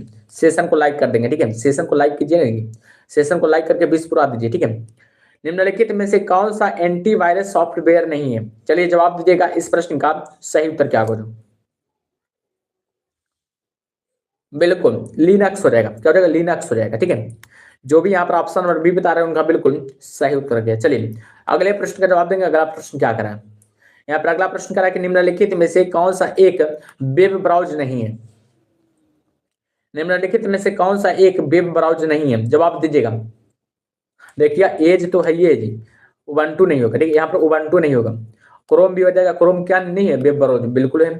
फायरफॉक्स हो जाएगा, ये भी याद रखिए वेब ब्राउज है। लेकिन याद रखिए आप उबंटू याद रखिए वेब ब्राउज नहीं है। ठीक है, जो भी यहाँ पर ऑप्शन नंबर बी बता रहे हैं उनका बिल्कुल सही उत्तर गया। याद रखिए उबंटू याद रखिए एक प्रकार का सोर्स है, ओपन सोर्स ऑपरेटिंग सिस्टम है। ठीक है, चलिए आगे ध्यान दीजिएगा। 79 नंबर क्वेश्चन का जवाब देंगे आप लोग। निम्नलिखित में से किस पारिस्थितिकी तंत्र का उल्टा जीवभार पिरामिड होता है? और क्या रखा है कि निम्नलिखित में से किस पारिस्थितिकी तंत्र का उल्टा जीवभार यानी कि बायोमास पिरामिड होता है? जवाब दीजिएगा इस प्रश्न का सही उत्तर क्या होगा। जो सभी लोग जवाब देंगे। ठीक है, बिल्कुल याद रखिए क्या हो जाएगा? क्या हो जाएगा जी? बिल्कुल याद रखिए ऑप्शन नंबर हो जाएगा जलीय पारिस्थितिकी तंत्र को। याद रखिए जलीय पारिस्थितिकी तंत्र को। ठीक है, चलिए सभी लोग अगले प्रश्न का जवाब देंगे। 80 नंबर क्वेश्चन आप लोग के सामने है। क्या करा है? पेंच टाइगर रिजर्व निम्नलिखित में से किस राज्य में स्थित है? पेंच टाइगर रिजर्व है जो निम्नलिखित में से किस राज्य में स्थित है? पेंच टाइगर रिजर्व निम्नलिखित में से किस राज्य में स्थित है? और बताइएगा बिहार में कितने टाइगर रिजर्व है जी? ये भी बता दीजिएगा। बिहार में कुल कितने टाइगर रिजर्व है? बिल्कुल याद रखिए मध्य प्रदेश में हो जाएगा। क्या हो जाएगा? मध्य प्रदेश में हो जाएगा। ये आप लोग क्या कीजिएगा याद रखिए। और याद रखिए इसका जो गठन किया गया था पता है? 1992 ईस्वी में किया गया था। 1992 ईस्वी में किया गया था। ये भी आप लोग याद रखिए। ठीक है, ये भी आप लोग क्या कीजिएगा बिल्कुल याद रखिए। चलिए बिल्कुल दो हो जाएगा। बिहार में दो हो जाएगा। देखिएगा क्या करा 81 नंबर क्वेश्चन यहाँ पर देखिएगा। कह रहा है करेंट क्वेश्चन से फरवरी 2023 में अंतर्राष्ट्रीय ऊर्जा एजेंसी की भविष्यवाणी के अनुसार कौन सा महाद्वीप पहली बार 2025 तक दुनिया की आधी बिजली का उपभोग कर रहा होगा? तो चलिए जवाब दीजिएगा। वाल्मीकि हुआ ना जी एक ठो जी, एक ठो वाल्मीकि हुआ जी, एक ठो बन रहा है ना कैमूर बना ना जी, कैमूर में ना एक ठो है। वाल्मीकि टाइगर रिजर्व नहीं हुआ जी। अरे कि चेक करते हैं कि देखते हैं सर के आता है कि नहीं। इतना नहीं कि अति समझ ली है जी। चेक करते ना कि आता है कि नहीं, जो इनको पूछते हैं भाई। चलिए जवाब देंगे इस प्रश्न का सही उत्तर क्या होगा। याद रखिए इसका जो सही उत्तर हो जाएगा एशिया होगा। एशिया हो जाएगा। ठीक है, चलिए आगे ध्यान देंगे। यहाँ पर देखिएगा 82 नंबर क्वेश्चन क्या करा करा कि ग्लोबल क्वालिटी इंफ्रास्ट्रक्चर इंडेक्स 2021 में भारत की गुणवत्ता परिषद के तहत भारत की राष्ट्रीय मान्यता प्रणाली को किस स्थान पर रखा गया है? तो चलिए जवाब दीजिएगा। तो इसका सही उत्तर क्या होगा? जो यहाँ पर आप लोग को यहीं पर तैयारी हो जाएगा। ठीक है, पांचवा हो जाएगा। ठीक है, याद रखिए पांचवा हो जाएगा। ठीक है, जो भी यहाँ पर ऑप्शन नंबर बी बता रहे हैं उनका बिल्कुल सही उत्तर क्या? बिल्कुल बिल्कुल पूछ सकते हैं, कोई दिक्कत नहीं है। देखिए 83 नंबर क्वेश्चन क्या करा है यहाँ पर? 83 नंबर क्वेश्चन करा कि वर्ष 2025 में किस अभिनेत्री को बाल अधिकारों के लिए यूनिसेफ का राष्ट्रीय राजदूत नामित किया गया है? बहुत ही बेहतरीन बेहतरीन करेंट अफेयर्स है। ठीक है, बहुत ही बेहतरीन बेहतरीन करेंट अफेयर्स है। आप लोग को चिंता नहीं करना। ठीक है, कुछ चीज के लिए चिंता नहीं करना, बस खाली सेल्फ स्टडी कीजिएगा थोड़ा सा। ठीक है, सेल्फ स्टडी कीजिएगा ना जी, आप लोग को हो जाएगा, पक्का रिजल्ट हो जाएगा। ठीक है, चिंता मत कीजिए आप लोग। मेहनत मेरा बता रहा है कि पक्का रिजल्ट हो जाएगा आप लोग को। मेहनत हम इतना कर रहे हैं, बस आप लोग खाली मेहनत कीजिए।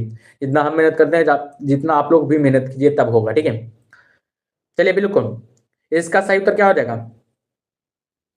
बिल्कुल याद रखिए क्या हो जाएगा? करीना कपूर हो जाएगा। करीना कपूर हो जाएगा। ठीक है, जो भी यहाँ पर ऑप्शन नंबर ये बता रहे हैं उनका बिल्कुल सही उत्तर क्या? चलिए आगे ध्यान देंगे। यहाँ पर क्या कह रहा है 84 नंबर क्वेश्चन कह रहा है कि भारत का पहला animal stem cell bio bank और प्रयोगशाला का कहाँ उद्घाटन किया गया है? यानी कि भारत का पहला animal stem cell bio bank और प्रयोगशाला का कहाँ उद्घाटन किया गया है? यहाँ पर देखिएगा आप लोग के सामने है। हैदराबाद की, बंबई की, दिल्ली की, बेंगलुरु। चलिए जवाब दीजिएगा इस प्रश्न का सही उत्तर क्या होगा?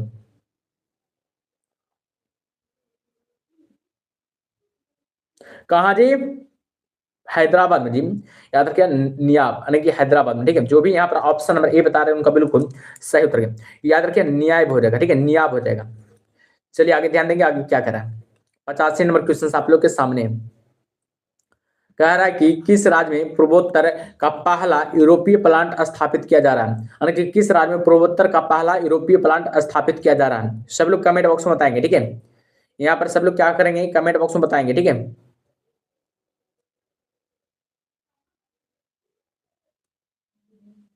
चलिए जवाब दे, अभी बन रहा है जी, टाइगर रिजर्व अभी बन ही रहा है, ठीक है, एक कैमूर वाला। चलिए जवाब दीजिएगा इस प्रश्न का सही उत्तर क्या होगा 85 नंबर क्वेश्चन का। सी हो जाएगा, याद रखिए असम हो जाएगा, असम हो जाएगा, ठीक है। चलिए आगे ध्यान दीजिएगा, आगे क्या करना है। वर्ष 2025 में G20 समूह का शिखर सम्मेलन आयोजित किया जाएगा। वर्ष 2025 में समूह का शिखर सम्मेलन आयोजित किया जाएगा, G20 का। जवाब दीजिएगा कहाँ जी, कहाँ आयोजित किया जाएगा? तैयार रखिए दक्षिण अफ्रीका में। कहाँ जी? तैयार रखिए दक्षिण अफ्रीका होगा।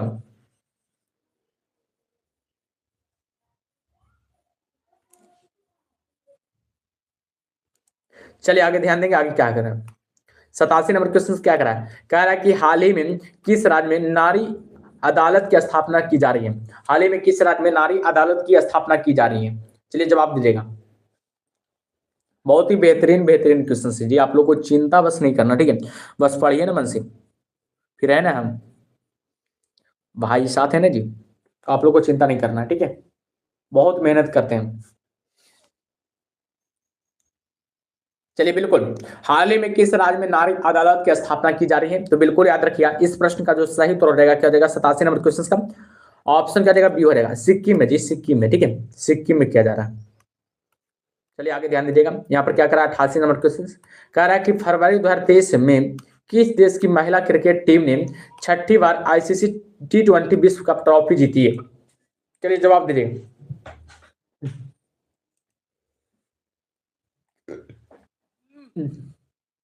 सब लोग जवाब देंगे, ठीक है।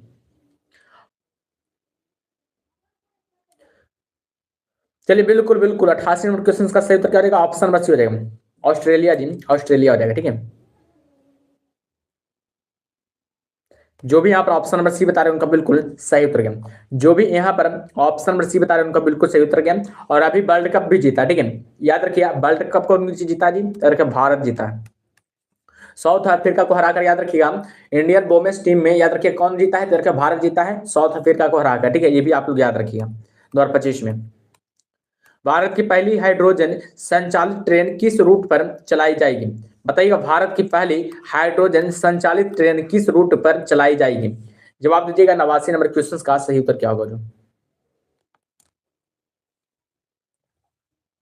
बिल्कुल बिल्कुल जवाब देंगे, भारत की पहली हाइड्रोजन संचालित ट्रेन किस रूट पर चलाई जाएगी। बिल्कुल याद रखिए जिंद सेनापति सोनीपत जी, जीन सोनीपत हो जाएगा, ठीक है। जो भी यहाँ पर ऑप्शन नंबर क्या बता रहे हैं, डी बता रहे हैं उनका बिल्कुल सही उत्तर है। जो भी यहाँ पर ऑप्शन नंबर डी बता रहे हैं उनका बिल्कुल सही उत्तर है। चलिए अगले प्रश्न का जवाब देंगे, अंतिम प्रश्न है। कह रहा क्या एसएससी वर्गीकरण अधिनियम लागू करने वाला पहला राज्य कौन है। एसएससी वर्गीकरण अधिनियम लागू करने वाला पहला राज्य कौन हो जाएगा। चलिए जवाब दीजिएगा, कौन राज्य हो जाएगा जी।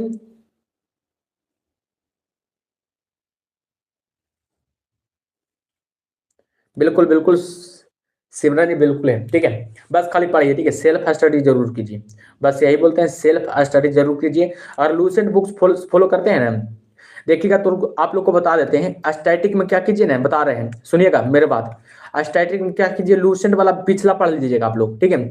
लूसेंट वाला आप लोग को पीछे वाला पेज पढ़ना है, लूसेंट वाला पीछे वाला आप लोग को पढ़ना है, ठीक है। और देखिएगा एक और ले लीजिएगा रेलवे वाला एग्जाम वाला नहीं रहता है, रेलवे वाला क्या कीजिएगा एक बुक ले लीजिएगा जिसका नाम है, हाँ रेलवे वाला जो नहीं रहता एक बुक जी, वो ले लीजिएगा एक ठीक है। उसमें आप लोग को साइंस पढ़ लेना, ठीक है, उसमें आप लोग को साइंस पढ़ लेना है, ठीक है। और लूसेंट में क्या करना है, स्टैटिक को आप लोग को पढ़ना है।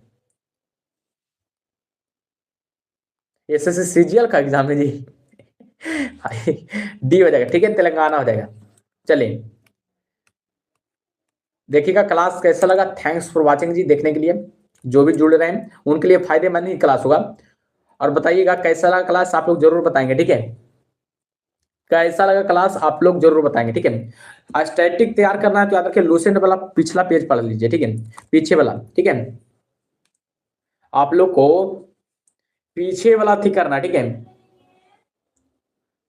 स्टैटिक में क्या करना, तैयारी करना है तो पीछे वाला लूसेंट वाला पढ़ लीजिए जी। स्टैटिक बहुत मजबूत हो जाएगा, आप लोग को चिंता करने की जरूरत नहीं है। और याद रखिएगा स्टैटिक से पक्का एकदम 10 क्वेश्चन गारंटी देते हैं, 10 क्वेश्चन आ जाएगा, ठीक है, 10 क्वेश्चन आएगा, ठीक है। स्टैटिक से सिर्फ खाली 10 क्वेश्चन आएगा, चिंता मत कीजिए।